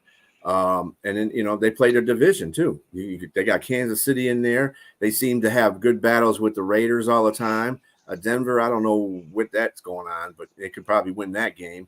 But they're not going to beat Kansas City, not with the current coaching situation that they have. He's not beat Kansas City in a while. They won once. As Herbert was the quarterback, but they haven't won since that time. So I don't know. Yeah, but they're the type of team that probably would lose to Denver. Oh yeah, we all got that in agreement there. Yeah, John's been telling me that for the longest time. Ever walk off golf. It's my guy. That Denver game is supposed to be snowy. Oh wow! First snow right now. They said there's about 6 inches of snow in Denver right now. That would be the only thing that would help Denver beat Kansas City, right? Probably. And they probably can't even do that.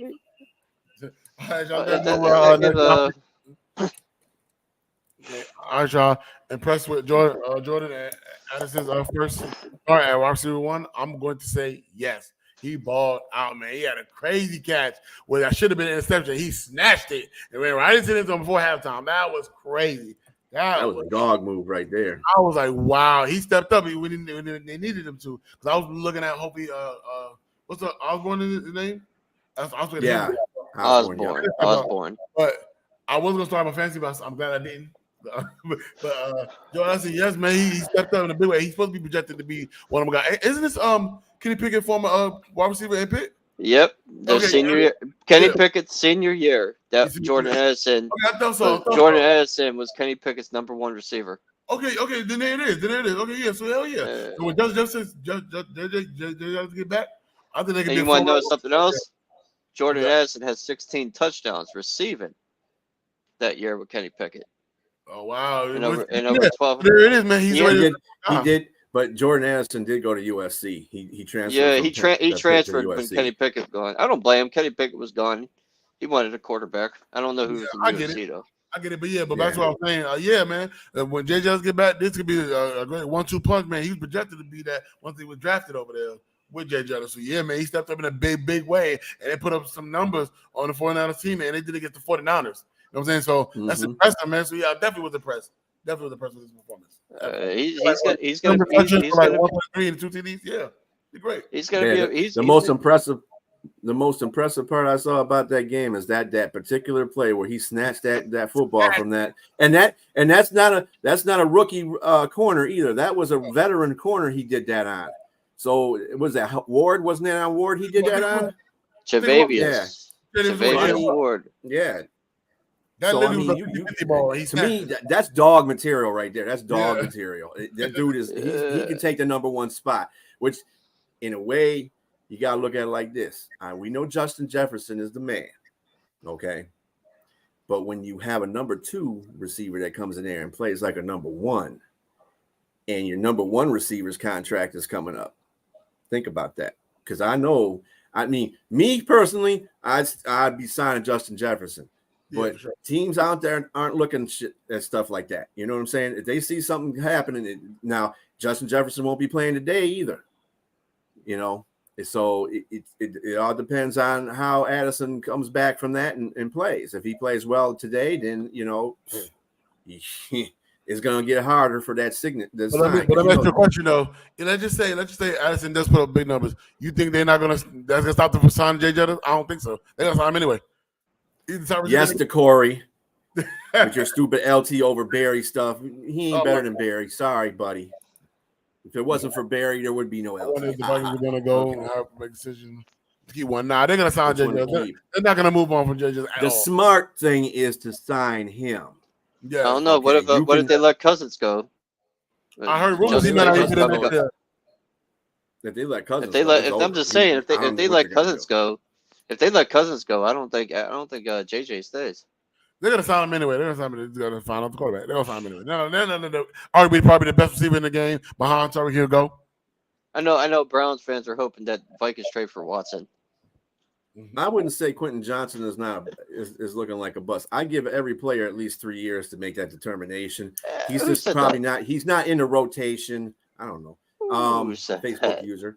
I think Quentin Johnson. I don't think he's in a rotation or the situation with him on offense is not to his advantage yet. I think he'll be good later down the road. I don't think it's just his time right now. You know, some people break out in their second year. Mm-hmm. So, hey, Rome wasn't built in one day, so why judge the man after 8 days? I'm hoping the Saints. Ain't no damn way the Saints are going to be trading. Hell no. They're thinking with okay, really what if they do? What if they do Derek Carr for Watson straight up? Oh, the Broncos. Oh, the Broncos. Oh, they like old ass quarterbacks who don't do shit. Taints. It's the Taints. I don't see no team going to do that for Watson. He fully guaranteed somebody has to pay up that contract. Nobody doing it. You don't want Wilson anyway. No, you don't. Because he ain't he might be playing, but he's not as good as Watson is. No, I don't care what offense you're putting him on. So, all right, let's go ahead and move on to our next topic. All right, put that coming up. Put that coming back up real quick. You want to read that real quick? All right. I pick one second place team. All right now. As much as I want to go to Pittsburgh, as much as I want to, I still need to see more. It's still not the playoff team I want them to be. They to be. So right now, I'm gonna go with the Buffalo Bills right now. Then when it's rolling right now. So, and actually is a playoff contender team. So as of right now, I'm gonna go with Buffalo. And if I was picking the order, probably next would be Pittsburgh. But I need to see more from my team right now. I need to see a little bit more. So right now, I'm gonna go Buffalo Bills. Be sure. Yeah, I'm kind of torn on this one too. Actually, I'm torn between 3 teams. It'd be Buffalo, Pittsburgh, and Houston because Houston has shown a lot of good promise being a second place team. I had to go. You know what? I'm a surprise on this one. I think Pittsburgh is probably the one I would pick, only because they've beaten Baltimore. They've been handling their business pretty much in their division. Wow, did they lose to Cleveland? No, we're undefeated in the division right now. We beat them. No. We beat them. No, we lost to the Texans. They're doing what they're supposed to be doing in their division in the first place by winning games. So that's cool. Buffalo, not so much. They've lost to New England, which they never should have lost to. So they lost to the Jets. So they lost 2 games that they should have won. Those are the worst teams in their division. So I gotta go with Pittsburgh on that one. I'm just saying. All right, Robbie. I'm not sold on the Steelers' offense. So can't win every game with defense. So on this, I'm torn between 2 teams, the Bills and the Texans, but I'm probably going to pick the Bills because I think the Bills are going to win the division. Yeah, I think they probably will. Here's that one that you were asking for earlier. Sorry about that. The Houston Texans, man, they intrigued me. CJ playing good, and Coach Ryan doing a great job. Yeah, I agree. It was one of my Jay Gunners too. He had. Yeah, they're up and coming team. You know, they're up and coming team.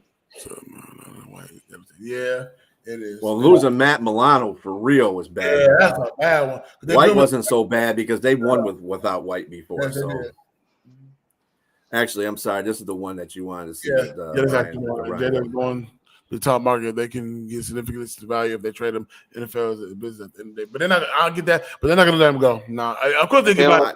But they're not going to do that. No, they're not. If they're a smart team, they won't know. How many years he got left on his contract? This is his last year. This is last year? Yeah.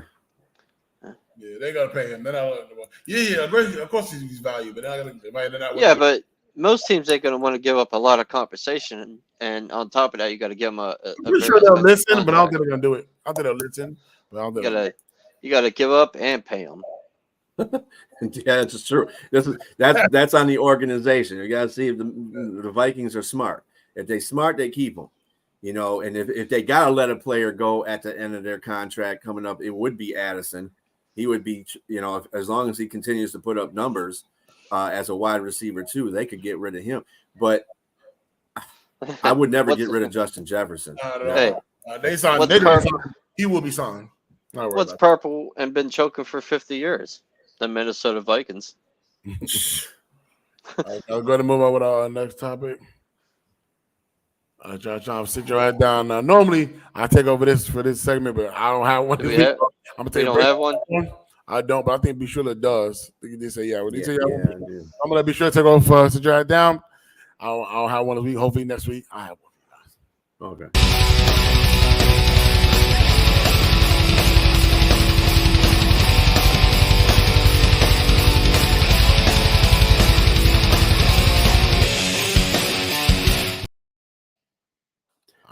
So I have a mild, and I'm going to say this because of the whole situation. I have a mild sit your ass down nevertheless. Chris Olave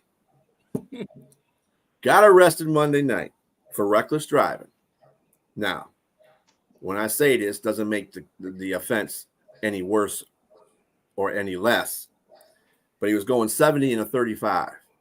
All right. Now, we've had players that have taken it from 100 in a 55 or 100 in a 45 or something like that. And sometimes it didn't turn out really good, Henry Ruggs. But you've seen this stuff. And Olive, you've been in this league for at least a year to know that there's another player that just got the same thing happen to him last year. And we have a competitive, it keeps happening every year, it seems. One player does something stupid like that. And, dude, I understand that you're rich. You're a young guy. Yeah, you know, you're a football player. You know, you got the moxie and everything like that. I don't know why you want to go out there and think. And the thing about this, and I'm just keeping this as trying to keep this unpolitical as possible. But you also remember something, bro.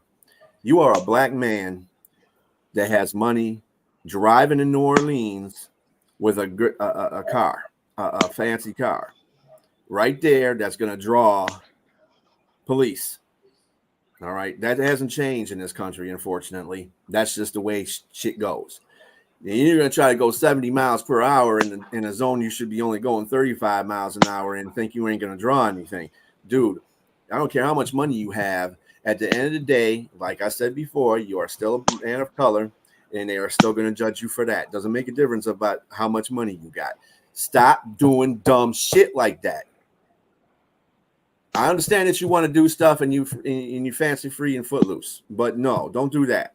Okay, that's a one way to get your ass off a team or traded, or matter less killing people on the other side of that too. You driving fast in resident, that sounds like a residential zone actually, or a business district that you were riding in like that. You don't want to kill nobody. You don't want to be Henry Ruggs and be spending some of your life in prison. That's just, don't do that, man. That's just bad. You need to sit your ass down for that one. Just sit your ass down. Just because you're rich and famous, don't put you above the law. I've been saying that forever. Not forever. But you know, somebody funny.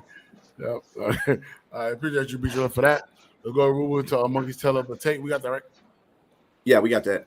Right. All right. So the tale of the tape this week is, and thank you for everybody for voting on this on the home field advantage.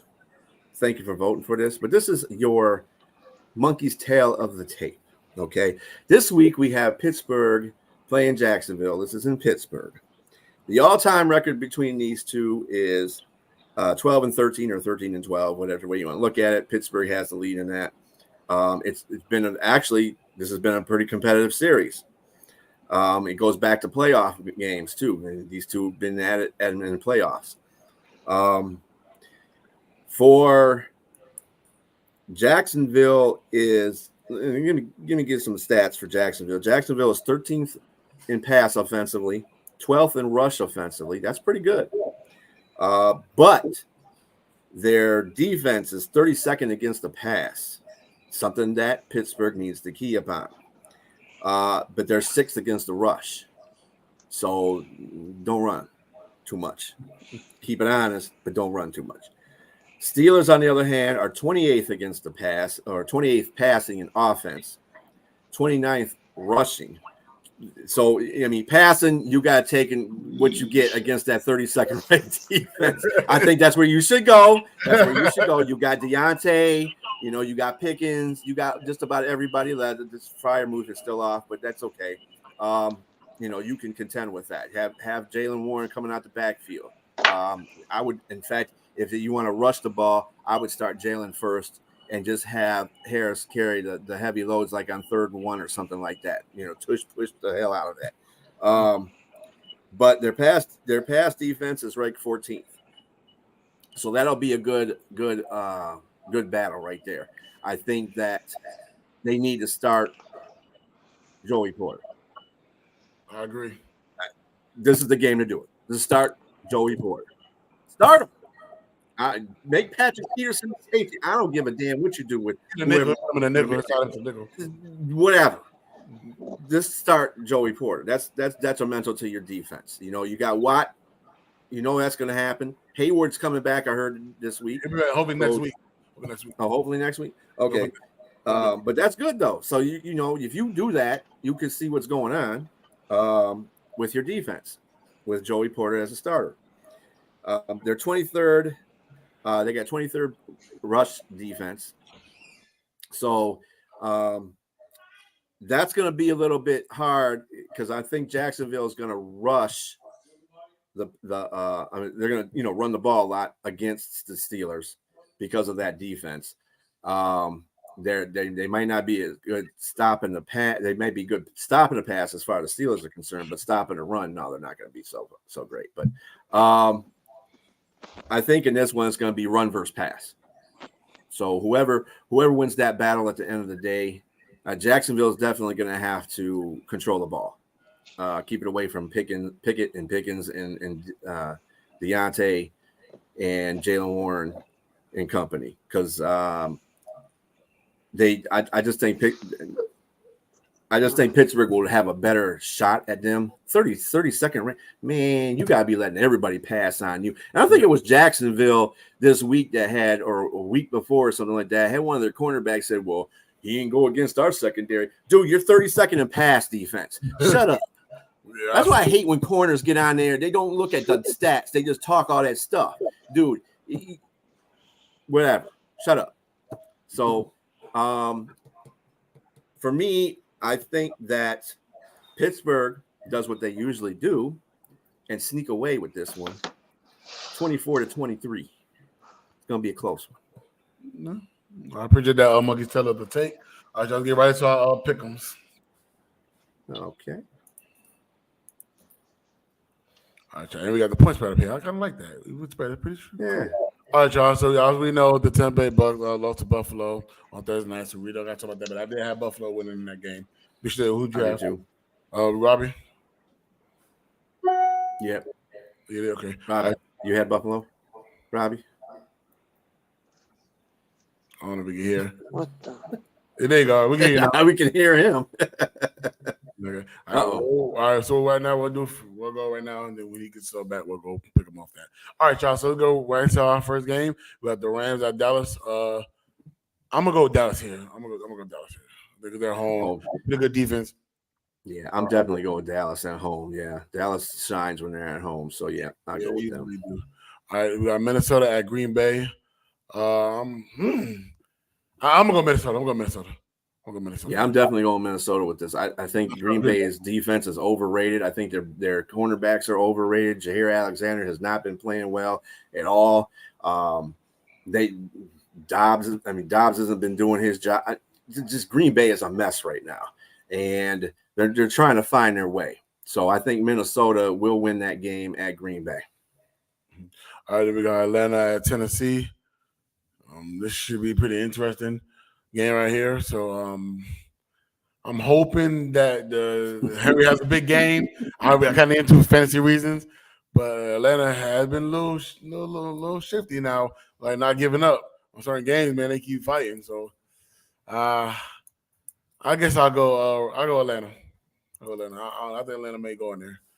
Of course, NSN's going for Atlanta. You know, of course. Anyway. Play fools on that. All right, be sure you got. God. I want to go with Tennessee because they're at home. Right.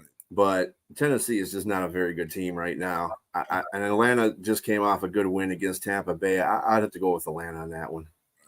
All right, then we got New Orleans at the Colts. Man. I got fantasy reasons on the Saints side of the ball. But Alvin Kamara, I need him to shine. But Chris Olave not missing no games after what happened, right? Right. He's not, yeah. He hasn't been suspended. Okay, all right, cool. I'm going to go with the Saints then. I like the Colts, but I think I'm going to go with the Saints in this one. Yeah, I'm going to go opposite on you on that one. I think Indianapolis will be good at home. I think they almost beat Cleveland. I kind of saw that coming in that game too, but they got Ryan, they got Minshew. JT is back. Yeah, the dude's good. So yeah, I'm gonna go with him. All right, and then we got New England at Miami. I got Miami in this one. Everybody cover that too. Be sure. Miami. And they're home too. 13.5. 13.5. Right. Damn, they got Miami way up there. But it is at Miami. And New England doesn't do very well at Miami. Yeah, I'm going with Miami. Hey, Robbie, you back? Yep. Can you hear me? Right, so I'm starting at the top for you until you get us caught up, all right? All right, Rams at Dallas. Who you got? Dallas. All right, Minnesota at Green Bay. Minnesota. All right, Atlanta at Tennessee. Tennessee. All right, New Orleans at the Colts. Colts. All right, then New England at Miami. Miami. All right, let's go ahead and move. Now you're all caught up now. Congratulations, Jack off. All right, anyway. My man. My man. We got the Jets at the Giants. Dang.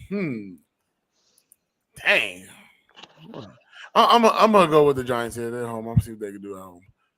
Be sure. Ain't no way I'm going with the Giants at all. The Jets got Sauce and Reed coming back in the back end. Real? It's over. Yeah. Oh, they know. I swear, mine. Jets. I know. The Giants got Tyrod starting, but that doesn't make no damn difference. The Sauce and Reed are on that back end of that defense. It's over. I didn't know Sauce was back yet. That's why I thought, okay, our Jets. Robbie. Hey, where's the game at? Not in New York. It's in New Jersey. No, it's right. New Jersey. You got it. It's a New Jersey game. That's right. All right. New Jersey or New Jets versus Jersey? New Who Jersey am I Giants. picking? Yeah. I'm going with the G-men. Okay. All right, then we got Jacksonville at Pittsburgh. Like, before I even get out of this answer, man, of course I'm going Pittsburgh, but this game is an important game. So we control our own destination as far as the AFC North goes because the next 3 games is at home. So this is probably our toughest challenge out of all 3 because next week, matter of fact, Thursday, this coming Thursday, we got to play Tennessee, and then the following one we got Green Bay. But we got to get past this team. This is a tough team. They know us very well. We got history with these guys.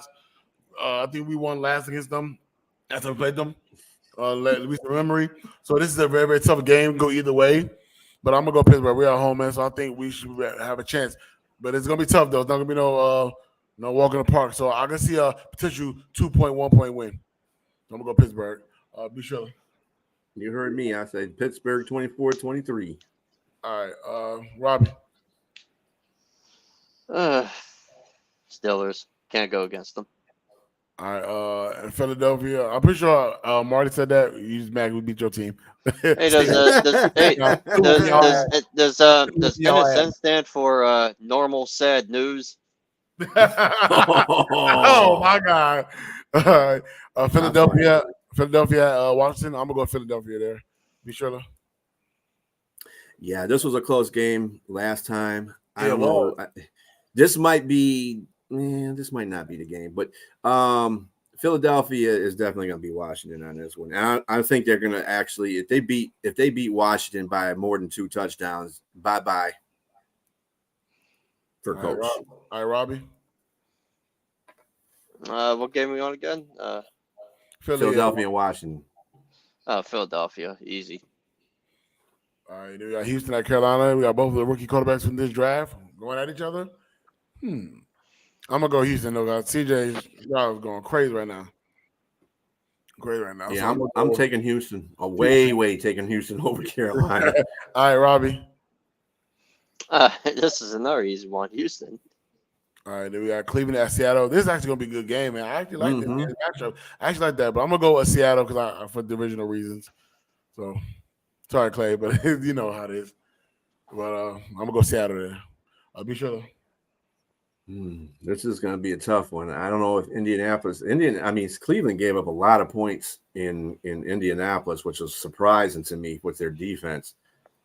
Seattle is a team that will probably get into the playoffs as a wild card, if that. It's in Seattle too. That's the 12th man. Yeah. They got beat by LA though in Seattle, so it this year, so it can happen. You know what? I hate to go against the grain with everything like this because I know Cleveland. You don't want Cleveland to win, but I'm picking Cleveland to win that game. All right, Robbie. I gotta take a deep breath for this. I'm going with the Browns. Yeah, I can't see that Denver. I think Kansas City covered that spread and they win. Like I said, it has to be like 2 feet of snow on the ground for Denver to even have a chance. So I'll go with Kansas City by about 3. Robbie. Kansas City, that's an easy no-brainer right there. Okay. Then we got Baltimore at Arizona. Much as I want to see Baltimore lose, I'm Baltimore about to probably beat the brakes off this team. They're just not a very good team to me. They're just not. Be sure. Yeah, I got Baltimore over Arizona. And not based on what I saw last week. I'm just saying Arizona's a bad team. So. Yeah, it's a bad team. Yeah. All right, Robbie. Man, Baltimore better kill this team. If they lose, they ain't gonna hear the end of this. That'd be great. I'll be upset. I'll be upset of the week if they did that. I'll be laughing so hard. Lamar better pass for 6 touchdowns. All right, we got Cincinnati at San Francisco. Well, I'm gonna go with the 49ers here. Match up a Super Bowl participant at one time. Yeah, it was. I got back to the 49ers. They're at home. I did the 49ers. But it's at San Francisco. I think this is going to be one of those barn burner games. I think Burrow is going to be Joe Cool in this game, but they're going to lose eventually to the San Francisco 49ers by about 3 because it's at San Fran. They're going to be pumped up. They're back at home. They just lost 2 games. They need to be happy about that. Cincinnati is going to have to really play some Hey, Robbie, we got. I'm gonna take San Fran. I think they gonna be rejuvenated this week and get the win on at home. All right, we got Sunday Night Football. I'm gonna go with the Chargers. This is gonna be a pretty boring game. I'm pretty sure of it, but I'm gonna let the Chargers. I'm pretty Chargers for this win. They probably need a win right now. So probably. I don't trust Chicago at all. As boring as this game seems to be, you got to remember something. Chicago ain't starting Fields this one. He's starting Bagley or whatever Badgley or whatever his damn name is. Baguette, whatever his name is. He's starting, and he won last week, and he did it pretty convincingly too. So, I wouldn't put. And Chicago's playing pretty good defense. They're playing pretty good defense, and they didn't have to depend on DJ Moore in the last game to win the game either. So they did. The running game was pretty good. Chargers ain't really good at stopping a run. It's gonna be a close game. I would say I'd give it to the Chargers at home, but they should have beat Dallas at home, but they didn't. So I'll go Chargers. All right, Robbie. I'm gonna go with the Bears, and hopefully my alarm clock wakes me up by the end of the game to see if they won. All right, then we go right into Monday Night Football. We got the Rays at Detroit. I got Detroit winning this game. You sure? Yeah, I got Detroit winning this game too. All right, Robbie. The Lions picking the Lions is a no-brainer on this one. They can't get embarrassed twice, so not at home, but they're at home this time. So I think they should go there Monday night. They should go there. You're going to have a great game. I can't use my tampon joke. The tampon bay, but they already played. All right, that does conclude our week 8 pick'ems. Good luck to everybody. For the pick'ems, whoever enjoys pick'ems, we do that every single week for you guys. Yeah, submit them in. And good luck to you guys. All right, y'all, going right into our Zone Coverage Players of the Week.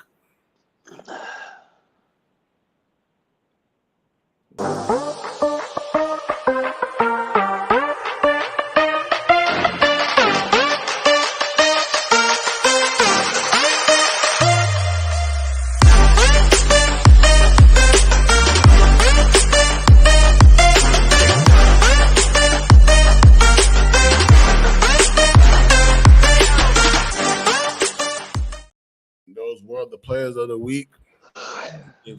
And first of all, Myles Garrett ain't no goddamn sack master. I saw that. Damn sack master. Y'all need to leave. Quit some sack master. And that ain't you. That was Monkey. That was Monkey's little thing. Lamar Jackson, Myles Garrett, Travis Kelce. We had Jordan Addison for players of the week. Sack master. Right, I'm sack master. Damn sack master. Anyway, that does conclude the end of the show. I think everybody that participated, all the viewers engaged with us, and like, share, and subscribe like you always do. We do appreciate you guys so much. We're nothing without you guys. So y'all keep popping in, keep tuning in, and helping us grow as a podcast. I thank Robbie for filling in for Monkey. Hope you get so well. Good job, Robbie. Happy on you, Robbie. All right, there you go. I'm hoping Kevin feels better.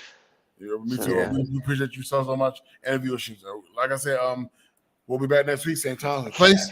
We do. Reminder for everybody that on the Thanksgiving weekend we will not be having a show Thanksgiving weekend. So I'll be out about a week for the podcast, and then we'll be back the following week. Talk more football for you guys. Be sure you got anything you want to say? Just hope that your teams are victorious today. Buffalo already was, so we can't say anything about that to Kevin. But Pittsburgh, go ahead and win that game. Hoping good stuff for the Lions on Monday night. So tune in. Robbie, anything you want to say? Go Lions for Monday night and go Cardinals.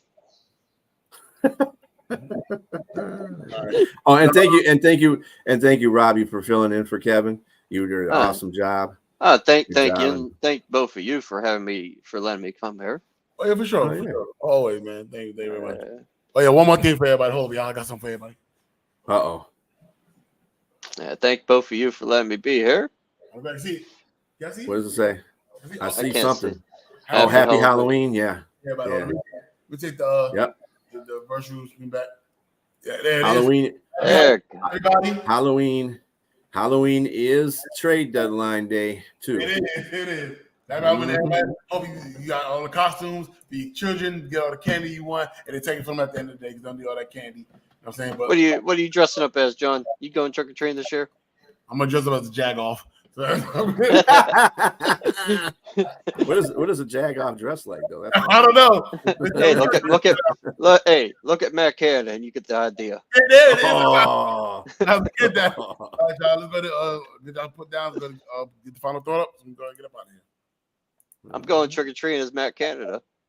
All right, before we get the final thought up, I want to say happy Halloween to everybody. We got have safe Halloween with your children. Get all the candy, all the great costumes. I'm pretty sure y'all will be doing that because I'll be trick or treating with my kids as well. Well, I won't be trick or treating. I'll just be driving to the house and they get out and get the candy and all that good stuff.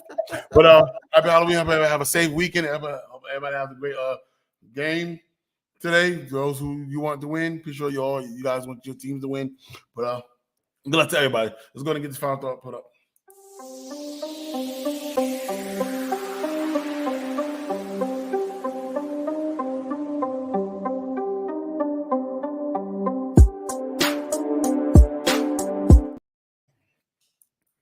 All right, y'all. Today is your opportunity to build the tomorrow you want. That's the final thought for today. I hope that shut up somebody. I hope that motivates somebody. Like I said, good luck to everybody. Team today, man. Until next time, I'm the big dog. That's B. Shiller. That's Robbie. It's going to get up out of here, y'all. See y'all later.